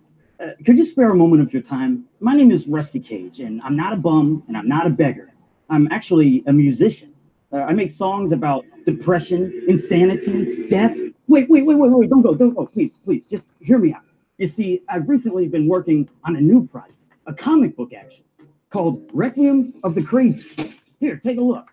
Requiem of the Crazies. It's about a fella named Dante, who after a failed suicide attempt is convinced by a wise old bum named Vernon to join the underground world of the homeless, only to find that the longer he spends in the twisted alleyways and run-down shanty towns, the more he uncovers the insidious truth that this community of homeless people are being brainwashed by a maniacal cult leader who drugs their food and water, making them susceptible to manipulation so that they carry out his evil, malicious bidding. Oh, it's quite the story. Got everything that you could want.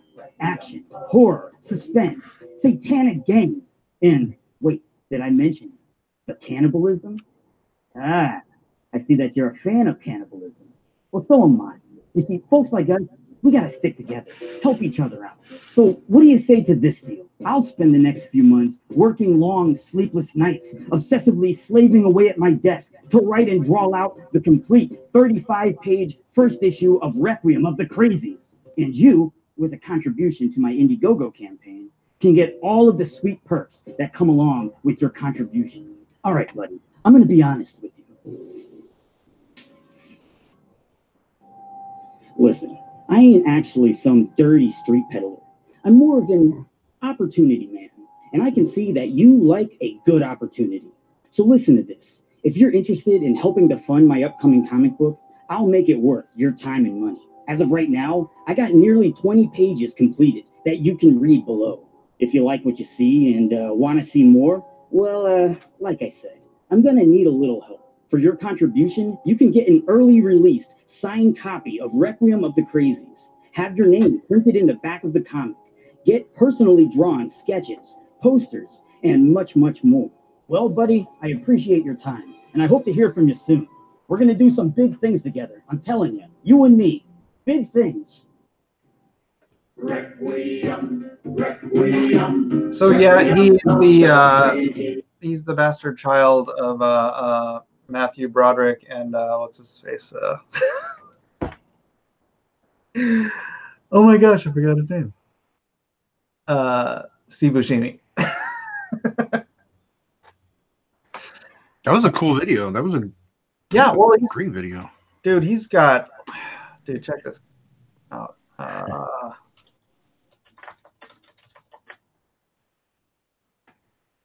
He's got 1.1 million subs. Whoa. Yeah. That book is gonna make some bank. Yeah, it did 10,000 in the first 24 hours. And this is what he's known for. It's Warning. The following video contains depictions of dangerous acts that may not be suitable for. all right. I flip it in the air. Where will it land? Well, I really don't care. On the blade, I bet you probably think that I'm afraid when I flip my knife once, flip my knife twice, I flip it 3 times. Now I'm fearing for my life, 'cause there's blood on the knife. There's blood. Look at on that, the 7 blade. million I views. bet you probably think that I'm afraid when I flip my knife once, flip my knife twice, flip it 3 times, then 4 that. Oh my gosh. Blood on the knife. Look at his hand, it's all bloody. Oh gosh.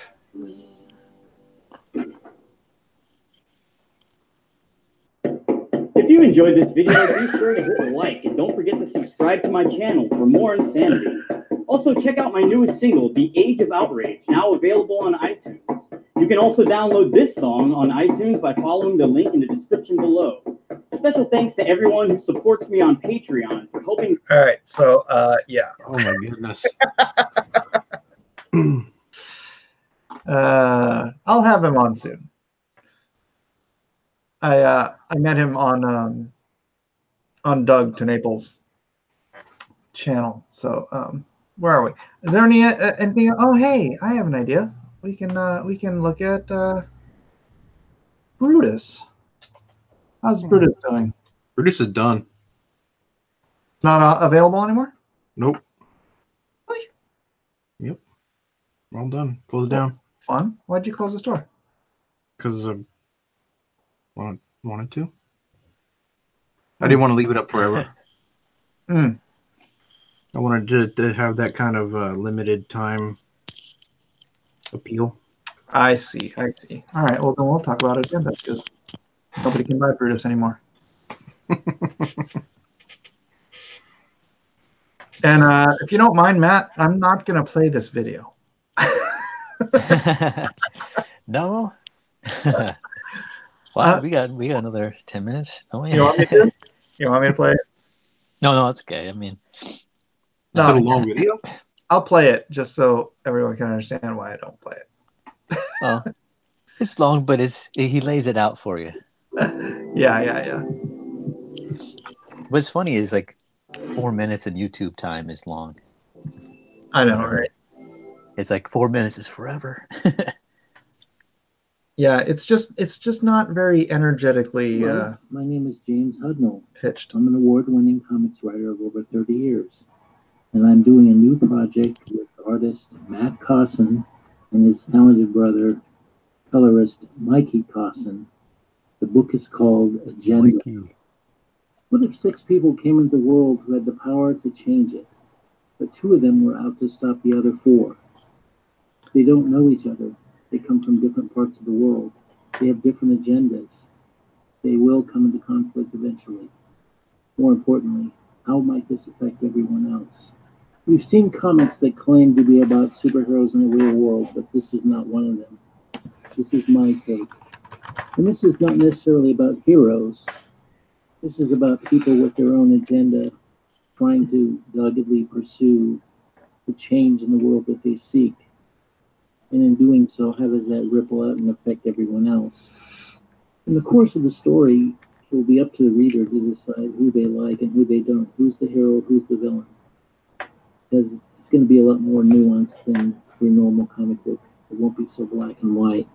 But it will be very interesting because I'm going to challenge a lot of orthodoxies that are rarely challenged in our society. Sierra Whiskey says James Hudnall owes me money for listening to that video. In our culture, only one-sided views that, say, a corporate elite want you to believe. This is the opposite of that. It's going to be a cultural argument. it's going to be fun. It's going to be like not a polemicist. Like I said, a different take on superhero, for at least because I'm not a superhero artist per se. So, what are you saying, Matt? It has a very clear. Oh, me? Yeah.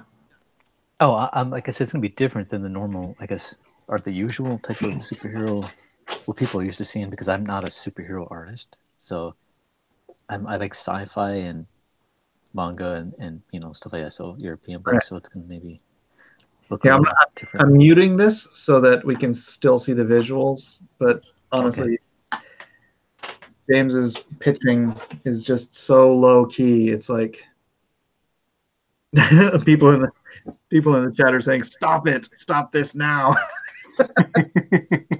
Those are the same guys from last time. I just heard it already. Well, no, it's good information. It's just this is a commercial, and commercials. I mean, I try to make my commercials, pithy and fun and loud and attention grabbing, and the art is great. And the concept is great, and what he's saying is even great, but it's just so low key. It's like, man, if you really want to talk to me about your comic book, why don't you grab a cup of coffee and maybe some Red Bull, and Yeah, that's how it is. It's like a lot of people, they get people to make the videos for them.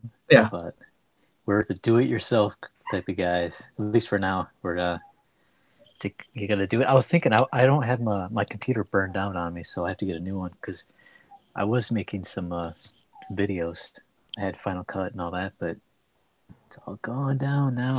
Oh, man. Actually, yeah, I was wondering how we were going to make the video, and so James came up with it, thankfully. Because, I've been doing everything on pen and paper now, and thankfully my brother, the colorist, Mikey's got the computer, so. I'm going to take off. I think my wife just got home with the kids. I can hear my dog out there yelping. All right, brother. Thanks for letting me on, Mike. You got it, bro. See ya. Take it easy. The flip the minute once. See, that song is stuck in my head now. That's crazy. So his stuff is not like, it's obviously he's not for kids, right? I I mean, all I've seen is his flipping knife videos, which I don't imagine those are things you want to share with your kids. But yeah, exactly. he's got 1.5 And the million viewers, so I'm thinking about flipping some knives myself. I mean, yeah, flip a knife for some views. I've got lots of throwing knives over here. I could maybe start juggling knives, and although I do I need used to my have hands. I used to have neighbors, like these next door neighbors were hillbilly kids, and they used to throw Bowie knives in the air, up in the air in the backyard, and like try to dodge them when they come down. Oh, that's And yeah. yeah, one guy caught one or escaped one, but yeah, I'd be looking out the window like, what in the world are they doing this Mm. time? They're always there, like ride motorcycles around their house, and they're like shorts.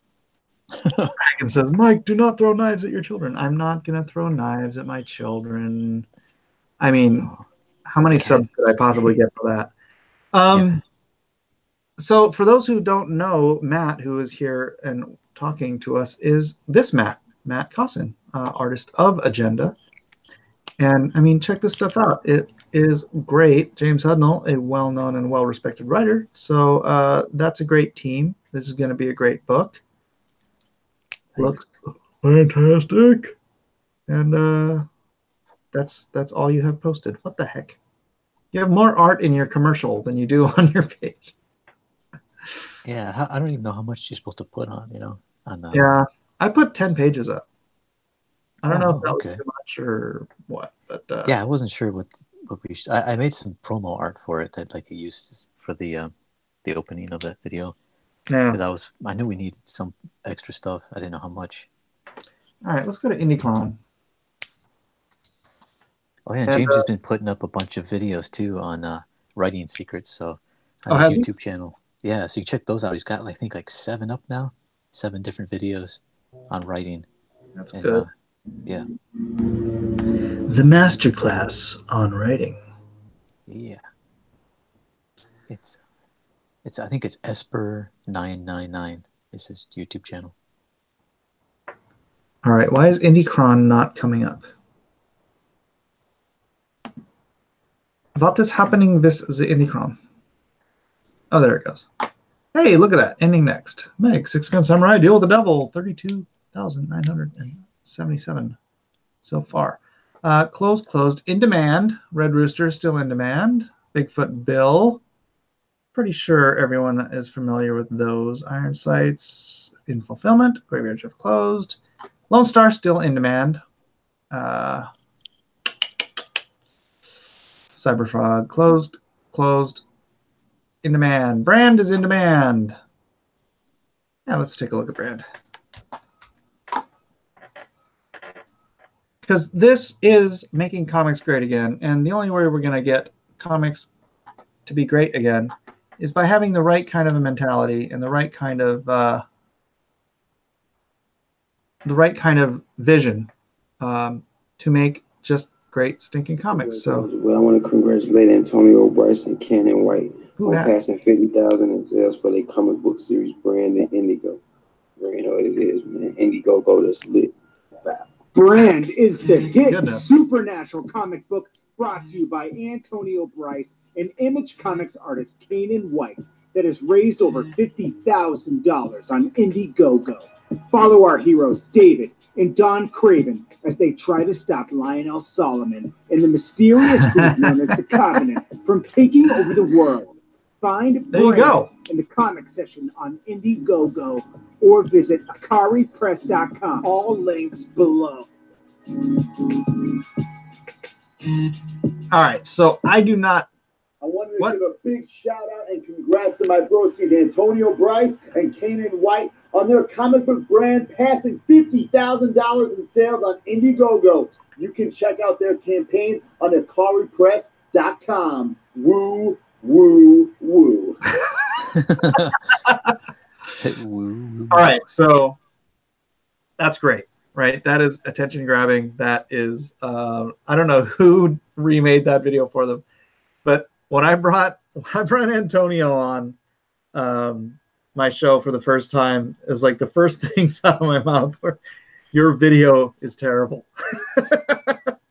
Because we had this video of just him laying on his couch talking about, hey, my name is Antonio Bryce, and and it was like so like it was like video quaaludes, and and it was just so incredibly dull.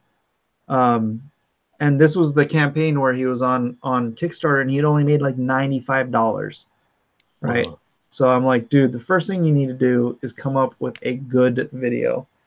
And yeah, that was a great video. That was energetic. It was freaking, that was good. Yeah.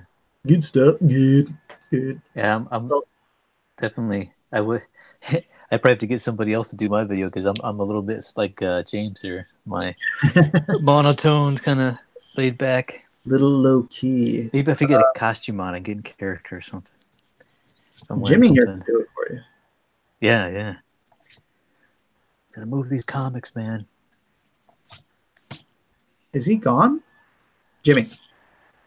Oh, he looks like he's still there. His image is still here, but we don't see or hear from him. Is he muted? I don't know. He's going through a car wash, so he didn't want to make. Oh yeah. Yeah. So Brand definitely making comics great again. Yeah, I'm looking forward to that one too. Cool. So yeah, what else? Yeah, definitely for the next video that we do, definitely put some pepper in it. Yeah, I gotta do.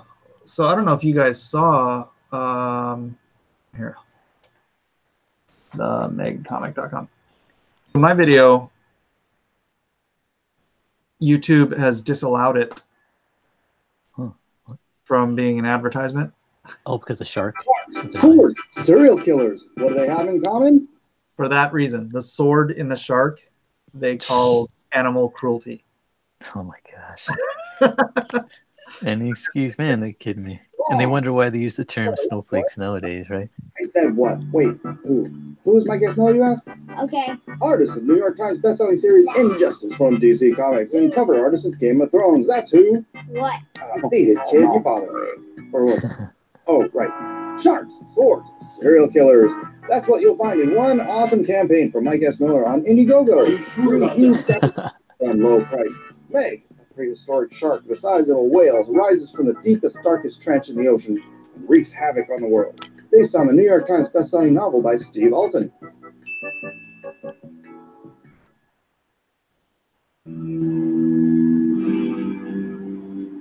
SIXGUN Samurai. A boy trained as both sharpshooter and samurai in search of his long-lost father, but trailed by men who will stop at nothing to steal his precious samurai swords. Deal with the devil. An FBI manhunter caught in a trap by a serial killer, only to be left alive, but crippled and ashamed. Years go by and the killer returns, only to ask for help to save an innocent girl's life. 3 books with over 400 pages of action, intrigue, and intensity, all for one low price. And alliteration. Click that link now. All right. And your yeah. son put that together, right?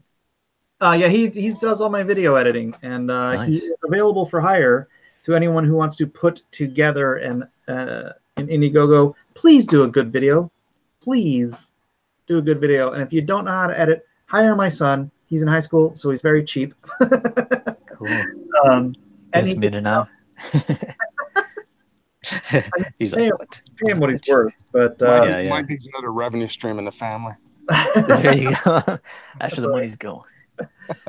well, at See, some point he's gonna have to buy a car, and I'm not buying it for him, but I am using he's doing my videos, so I'm accumulating the value of the work he's doing so that I can help him to buy a car when he turns. I approve of that. Yeah. That's how I got my car. I got a $300 Ford Galaxy, but I mean, I worked like mowing lawns and stuff, so yeah. that's how it happened. I don't think anybody should just be plopped it in their lap just because they exist. No, you don't. You don't appreciate it. You No, don't appreciate it at all. I wrecked the car my parents bought me, and I didn't care. So lesson learned. I'm gonna give a shout out to the last 24 hours worth of backers: John Beck, James Moss, Damian Lubers, Andres Thurner, Harmon Alerts, Aerts. Harmon Aerts, Kyle Deckard, Thomas Stevenson, Joshua White, Paul Davies again. No, never mind. Uncanny Kodiak, Mark Penguin, and Caleb McDonald. So nice, almost at 33,000. I wonder how far we'll get by the end of the night.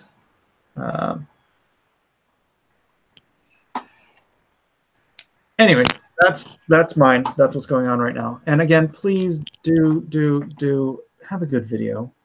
Let's see, In-Demand Brand, closed. Gosh, these are such great books. Black and White Remastered. Let's take a look at that. Still in demand. $45,000 in. Let's check out this video. Hi, I'm R.T. Bear, and as many of you know, I've been in the comics industry for over 30 years. It's because you're old, Art. Like DC, Marvel, and Image. During that time, I've had the privilege of working on such characters as Superman, Batman, Flash, X-Men, Cable, Fantastic Four, and many, many more. While at Image Comics, I had the opportunity to publish one of my creator-owned comics, Black and White. To be honest, this series is still one of my proudest achievements. During its run, Black and White had an amazing fan base. We published a 3-issue miniseries and a much sought-after ashcan. By the way, keep your eyes open because we're offering a limited exclusive tier with the original ashcan. So, we had the readers, we had the stories, we had the merchandise, and the readers wanted to keep reading about the adventures of the ex-spy Reed Blackett and the smart-mouthed Whitney Sung.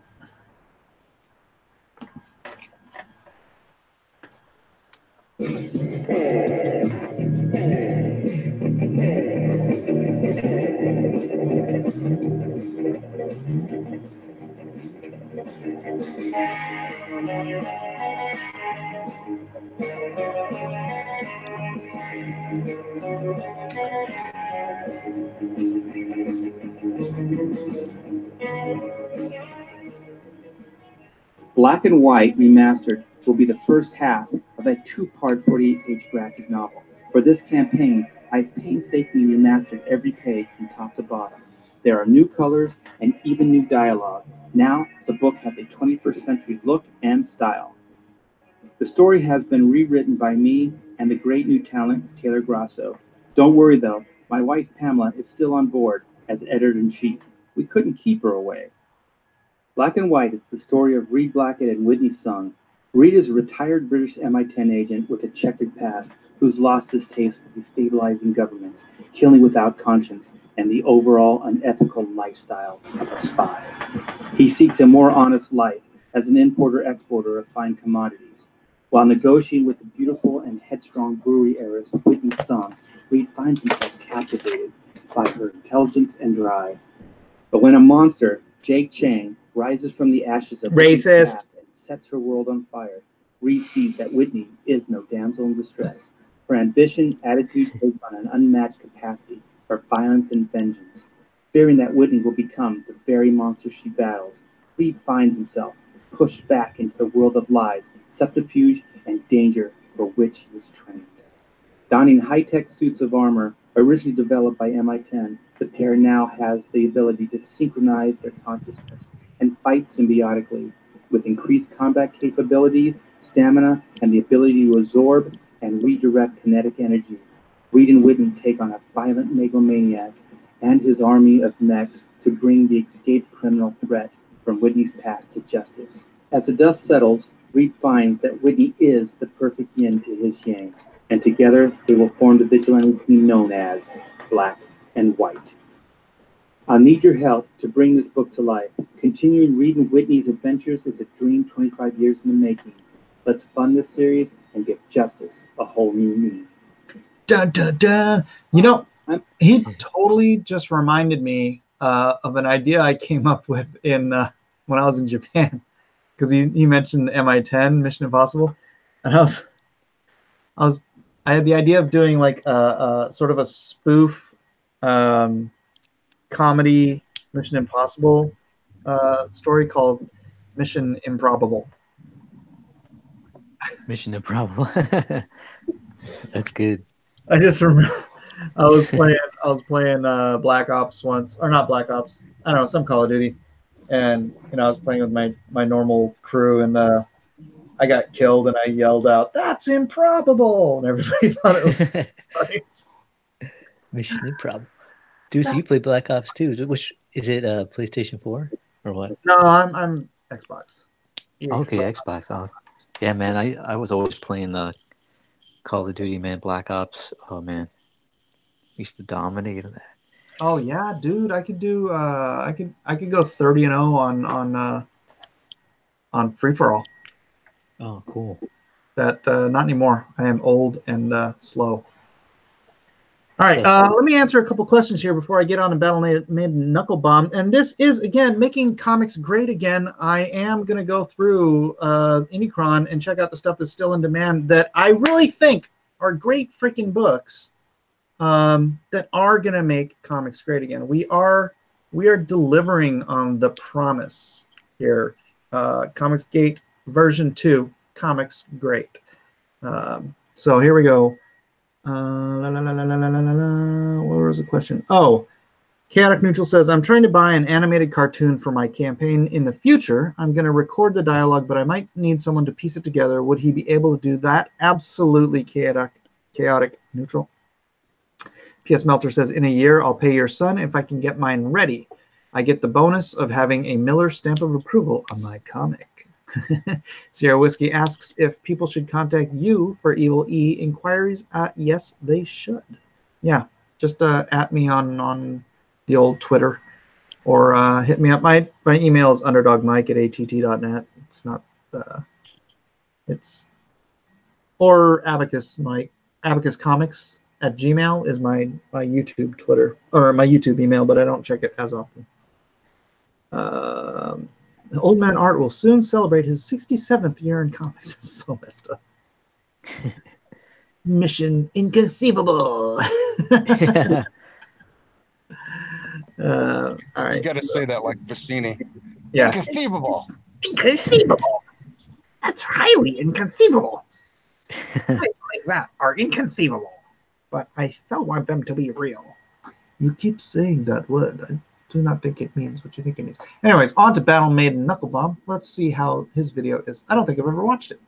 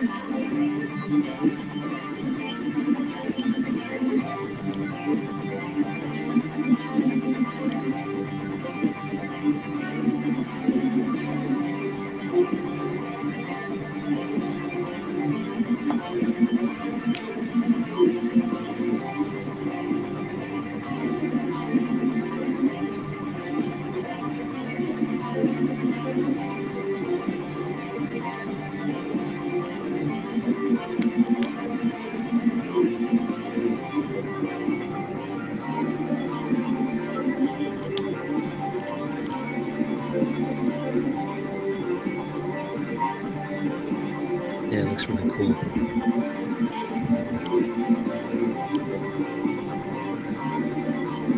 I dig the music.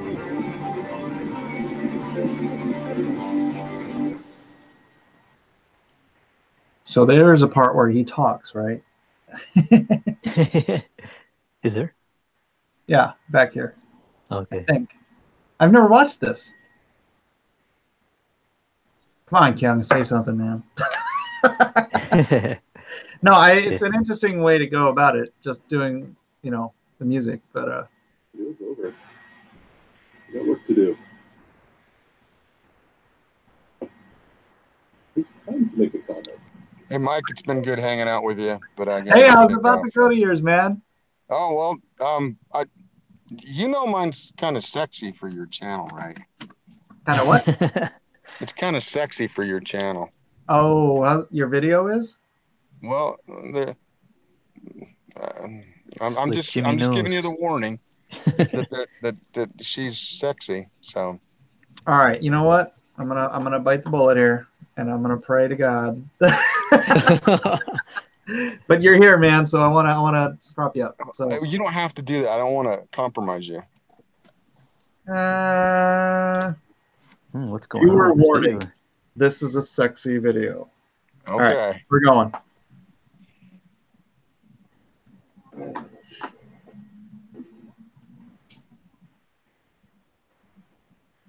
Welcome to Lost Peace. I'll have to cover my eyes.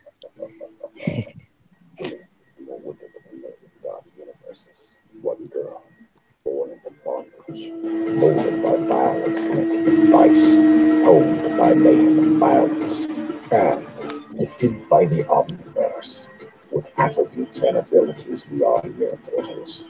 This little lady, she rises like a direct phoenix, full of wrath, full of retribution, and she will shake the foundations of her world to its very core. She is civilized, but to her city, her world, she will be known as the Little Girl Lethal, a devastatingly gorgeous little goddess of sex and death and embryo. So, friends and foes alike, if you want adventure, if you want crime noir, if you want it dark and gritty, if you want it hard-boiled and super sexy, come with us to another realm. Strap in, hold on, and get ready to rock out until you're knocked out. So, lay the shiny coin down, come and get you some sugar. This is sexy.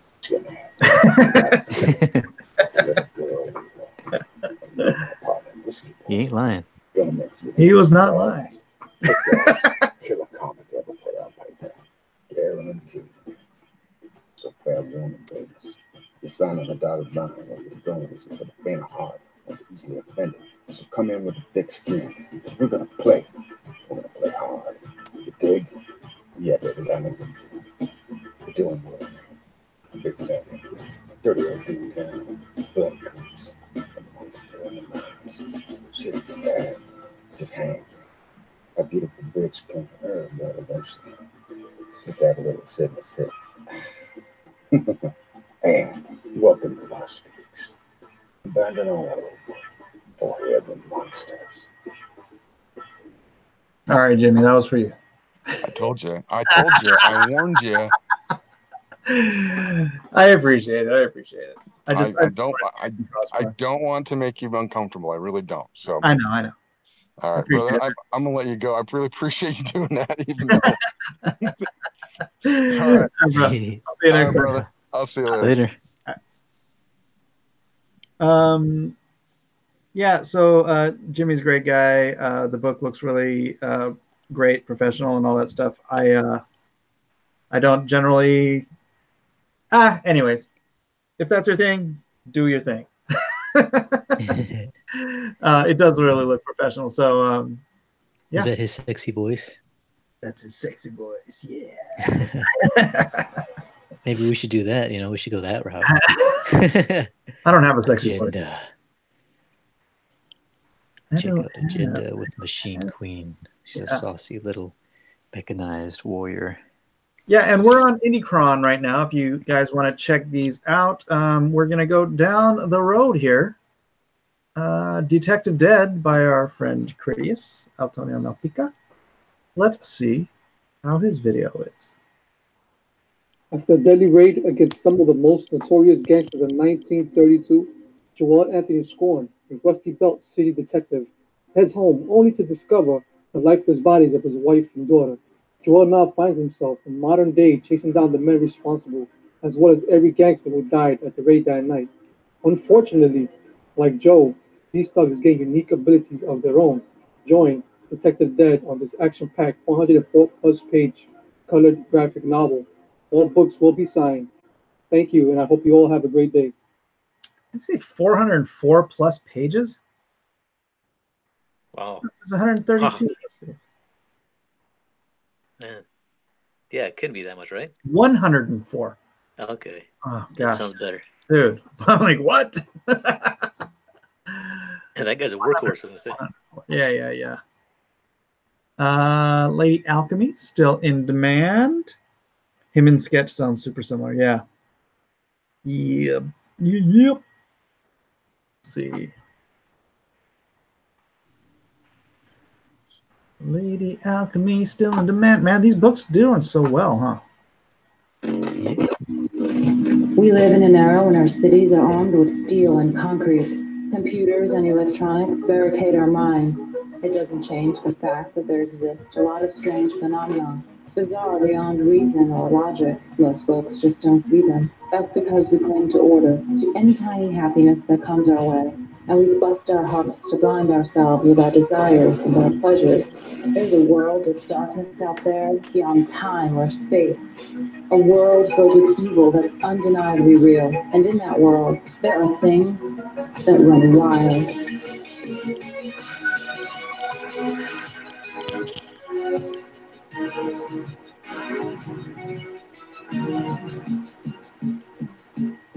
So 90s. Yeah.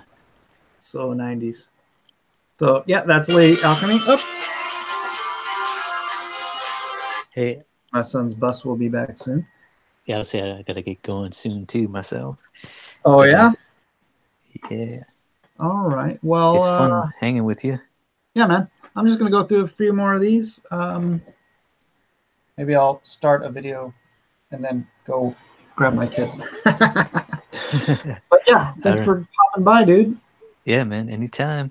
Good. Yeah. Thanks again. Thanks for helping pitch Agenda 2 and everybody get the Meg. Everybody last, get what, the Meg. What, last 9 hours? What are we at? 9 hours? Or is it 10 hours? Something like that. Yeah, get it where you can. Let's see. The Meg comic. We are at 10 hours. 10 hours 10 left. hours. And counting. So, yeah, come on, guys. Somebody get the Meg. The Meg. Get the Meg. Get the Meg. All right, man. I'll see you later. All right, brother. Thanks for popping in. Hey, later. We are here, and we are still, we're trying to make comics great again. So we are going to continue down, and I'm highlighting some of the books that I think, well, not the closed ones, even if they're good or not. T-Bird and Throttle, still in demand. This looks great. Let's check out his video. My name is Josh Howard, and I've been creating comics for 15 years. I'm best known for my indie horror series, Dead at 17, published by Image Comics. T-Bird and Throttle is my passion project, inspired by the comics I grew up reading in the 80s and 90s. The story follows Mitchell Maddox, astronaut turned superhero who was granted incredible powers by a mysterious alien engine. Picking the name T-Bird, Maddox rose to fame as the heroic defender of Centennial City, until the day a terrible tragedy stripped him of everything. Now, 10 years later, Maddox sets out to revive his glory days as T-Bird, but the demons of his past may have other plans.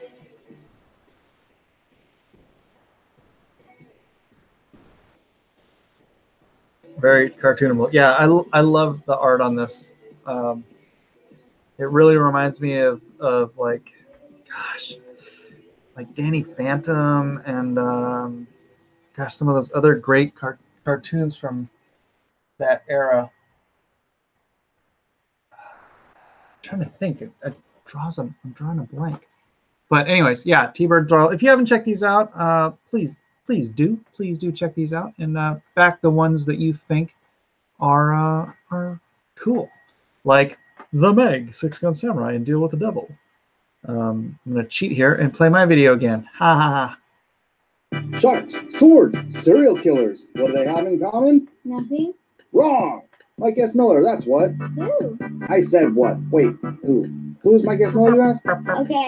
Artist of New York Times bestselling series Injustice from DC Comics and cover artist of Game of Thrones. That's who. What? Beat it, kid. You bothered me. Or was it? Oh, right. Yeah, okay, we just listened to this. We don't have to do it again. Let's see. Tommy Gunn. Wait, 0, Nora Action, Daniel Cooney. Tommy Gun dolls. I hope this is suitable for my audience. But then again, I did just show you the other one. So, man, the art's great. Let's see it.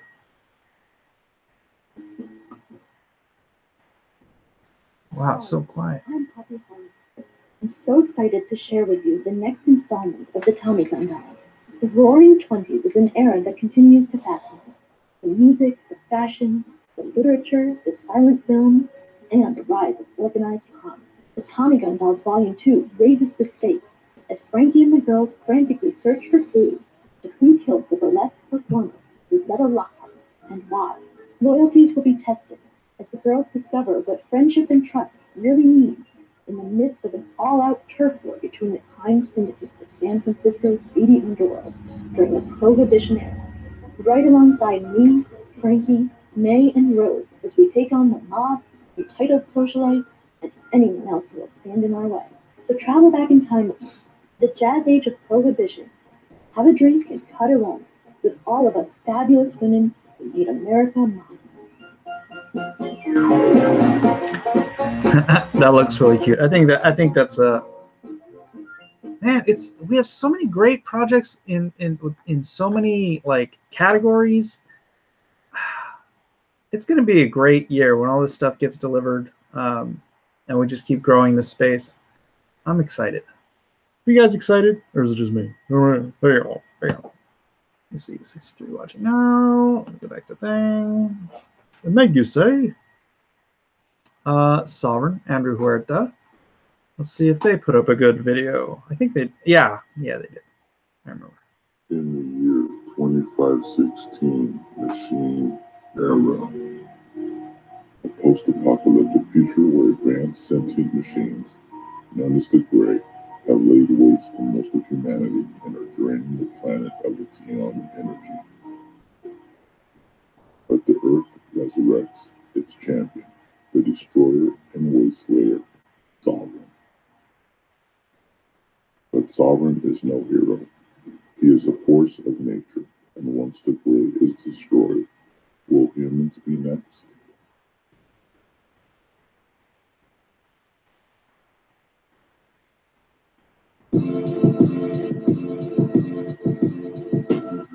My name is Andrew Huerta, and I'm a professional comic artist and concept artist. Back in 2001, I created a character called Sovereign. 17 years later, it's finally time to make its first comic book appearance. Sovereign is a sci-fi action-adventure 48-page one-shot, part 1 of 3. The story reflects my love for the anime. I gotta go get my kid. I hope this runs long enough. I plan on Sovereign being an ongoing series, so I hope you will all help me and back the first Sovereign comic book ever. Thank you, and take care.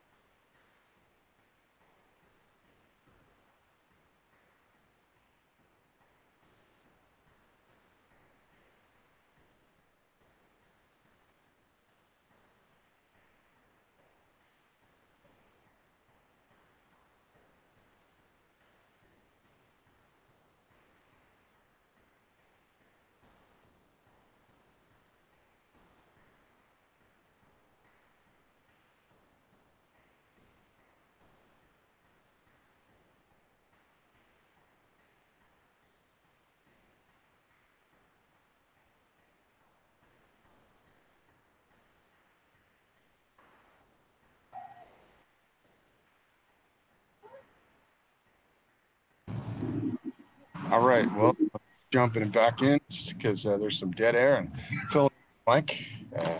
See if we can help him out for a bit. Back the Meg and SIXGUN Samurai and Deal with the Devil. Those are great books that Mike has put together. Has an awesome talent. He's one of those guys that can whip together art. Oh, like, whoops! I guess it just rolled into another video. So no, I'm just filling in while you had dead air. So there you go. And now I will drop out and say goodbye. Buy Mike's stuff. He's at the last few hours. He's a good man. Everybody loves him. Mike Miller. All right. Thanks, See you later, man. Bye bye. Man, I ran up the stairs for that. Sovereign. Blue Mamba. Nope. Really? I'm like all out of freaking breath now. Jungle Comics. Do they have a good? I don't think I've ever watched all this. You can find those 3 books in the above link. Thank you, Slick Jimmy. Yeah, good man. Good man. This has no video. What the heck? Come on, Chuck Dixon and Kelsey Shannon. What's wrong with you? But man, what a gorgeous book. Look at that. So gorgeous. So you guys can check this out. Dang. Is that Dorman? Yeah, Dave Dorman poster. Oof, beautiful. So yeah, that's definitely a winner. Making I walk every other day pretty much. But yeah, I could use some better cardio. Stardust, we don't talk about Stardust here. In fulfillment, in demand, case file Arkham. In demand.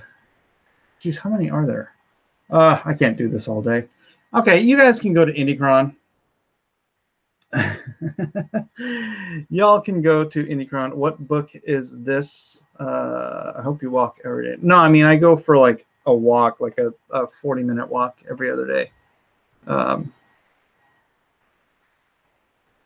Oh, Earthbound. Oh, yeah, let's hit up Earthbound. I can't do all of these all day long. I mean, I guess technically I could, but I'm going to have to go to the bathroom.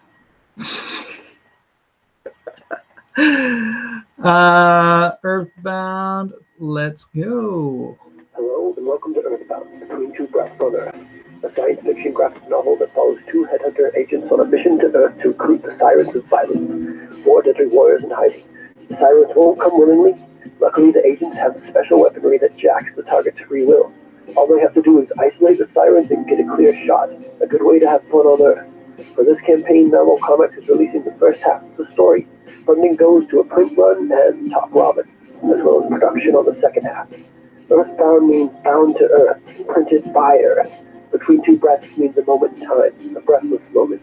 In the universe, there was a flash of interest on Earth by the powers behind the Galactic Grand Prix tournament, and that is this story. Join me. Let's feel it out and see where this goes.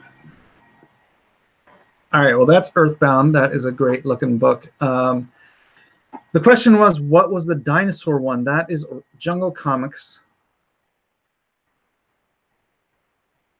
by Chuck Dixon and Kelsey Shannon. So yeah, get on to Indicron, check it out, or just look it up on In-Demand or on Indiegogo. Arkham, Sami Children of Sue. Oh, this one looks good too. Yeah, that's our boy Narwhal.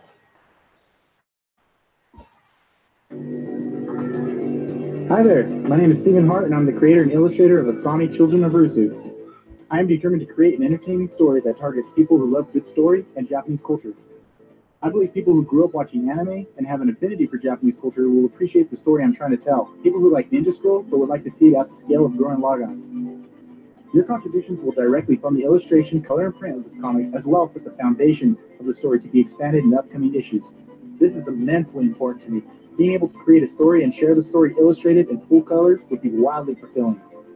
The first 5 pages are located down below, rendered in full color. If you like it, choose one of the perks to back the campaign. Let's get the ball rolling.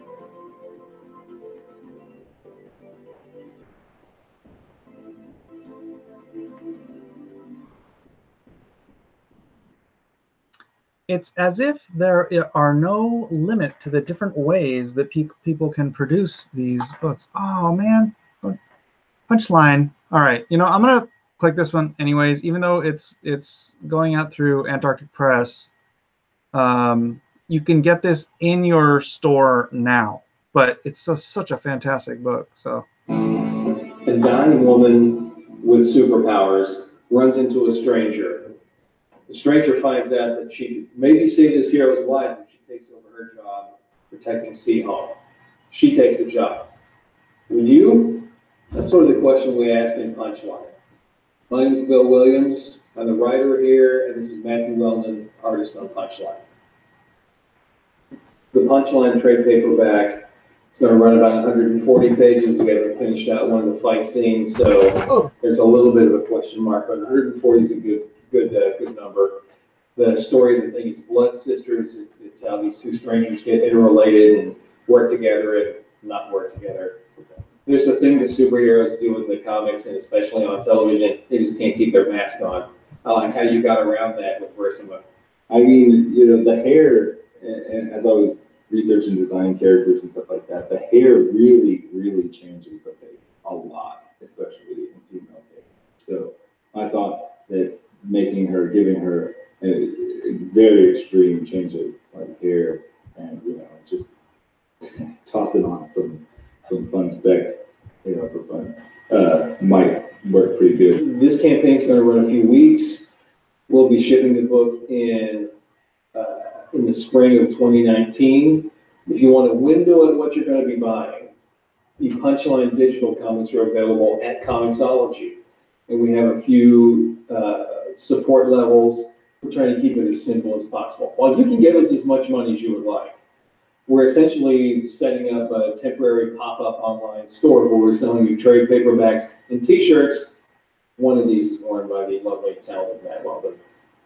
Also, if there's, it's my understanding that Indiegogo will allow you to change the levels of rewards and stuff like that. So do you have any suggestions or anything like that? You know, Does this mean you're going to be taking a bunch of commissions? Maybe. That sounds like expensive commissions. Yeah. Matthew is such a phenomenal artist. He's gonna. I would love to take a few commissions, and they don't have to be Punchline related or anything like that. They can be anything you like. If you think that, you know, the style will work good with one of your favorite supers or anything like that, just let me know.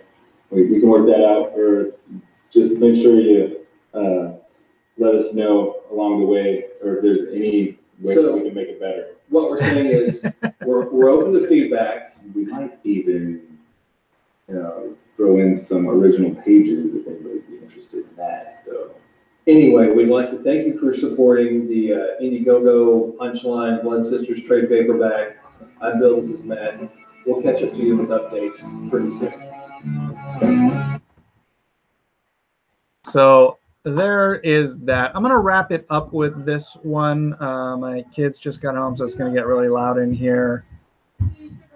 Oh, more than just my kids got home. Let's stop screen sharing. Kids and guests. So anyways, unless you guys have any questions, last minute, I'm really addicted to chat. Twitter may be fatal. Yeah, I do that too. So anyways, themegcomic.com. You love my kids. You don't think they're noisy? You don't think my children are too noisy? Nothing more magical than holding an original penciled and inked page in your hands. Like this? Oh, it's magical.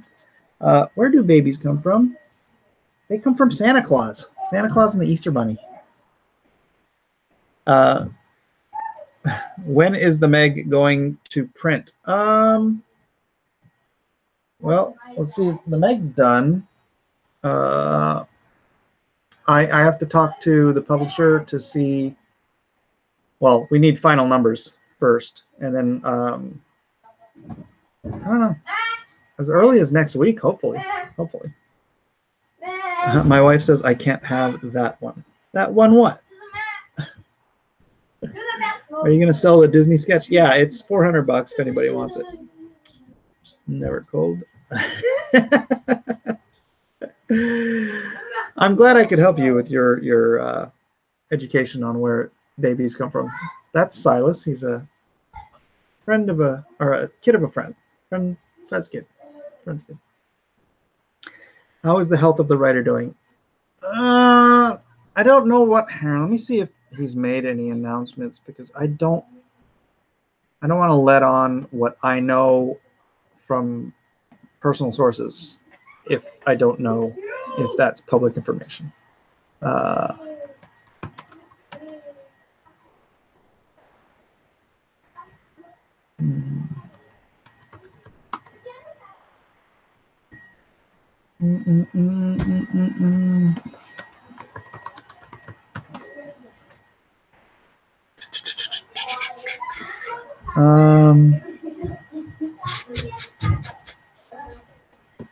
I don't know what he's made.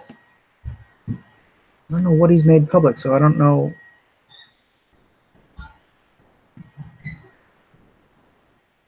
I don't see anything on. Yes, I probably should not talk about it, because it's probably private information. So yeah. I don't know if I want a dark Santana baby. What?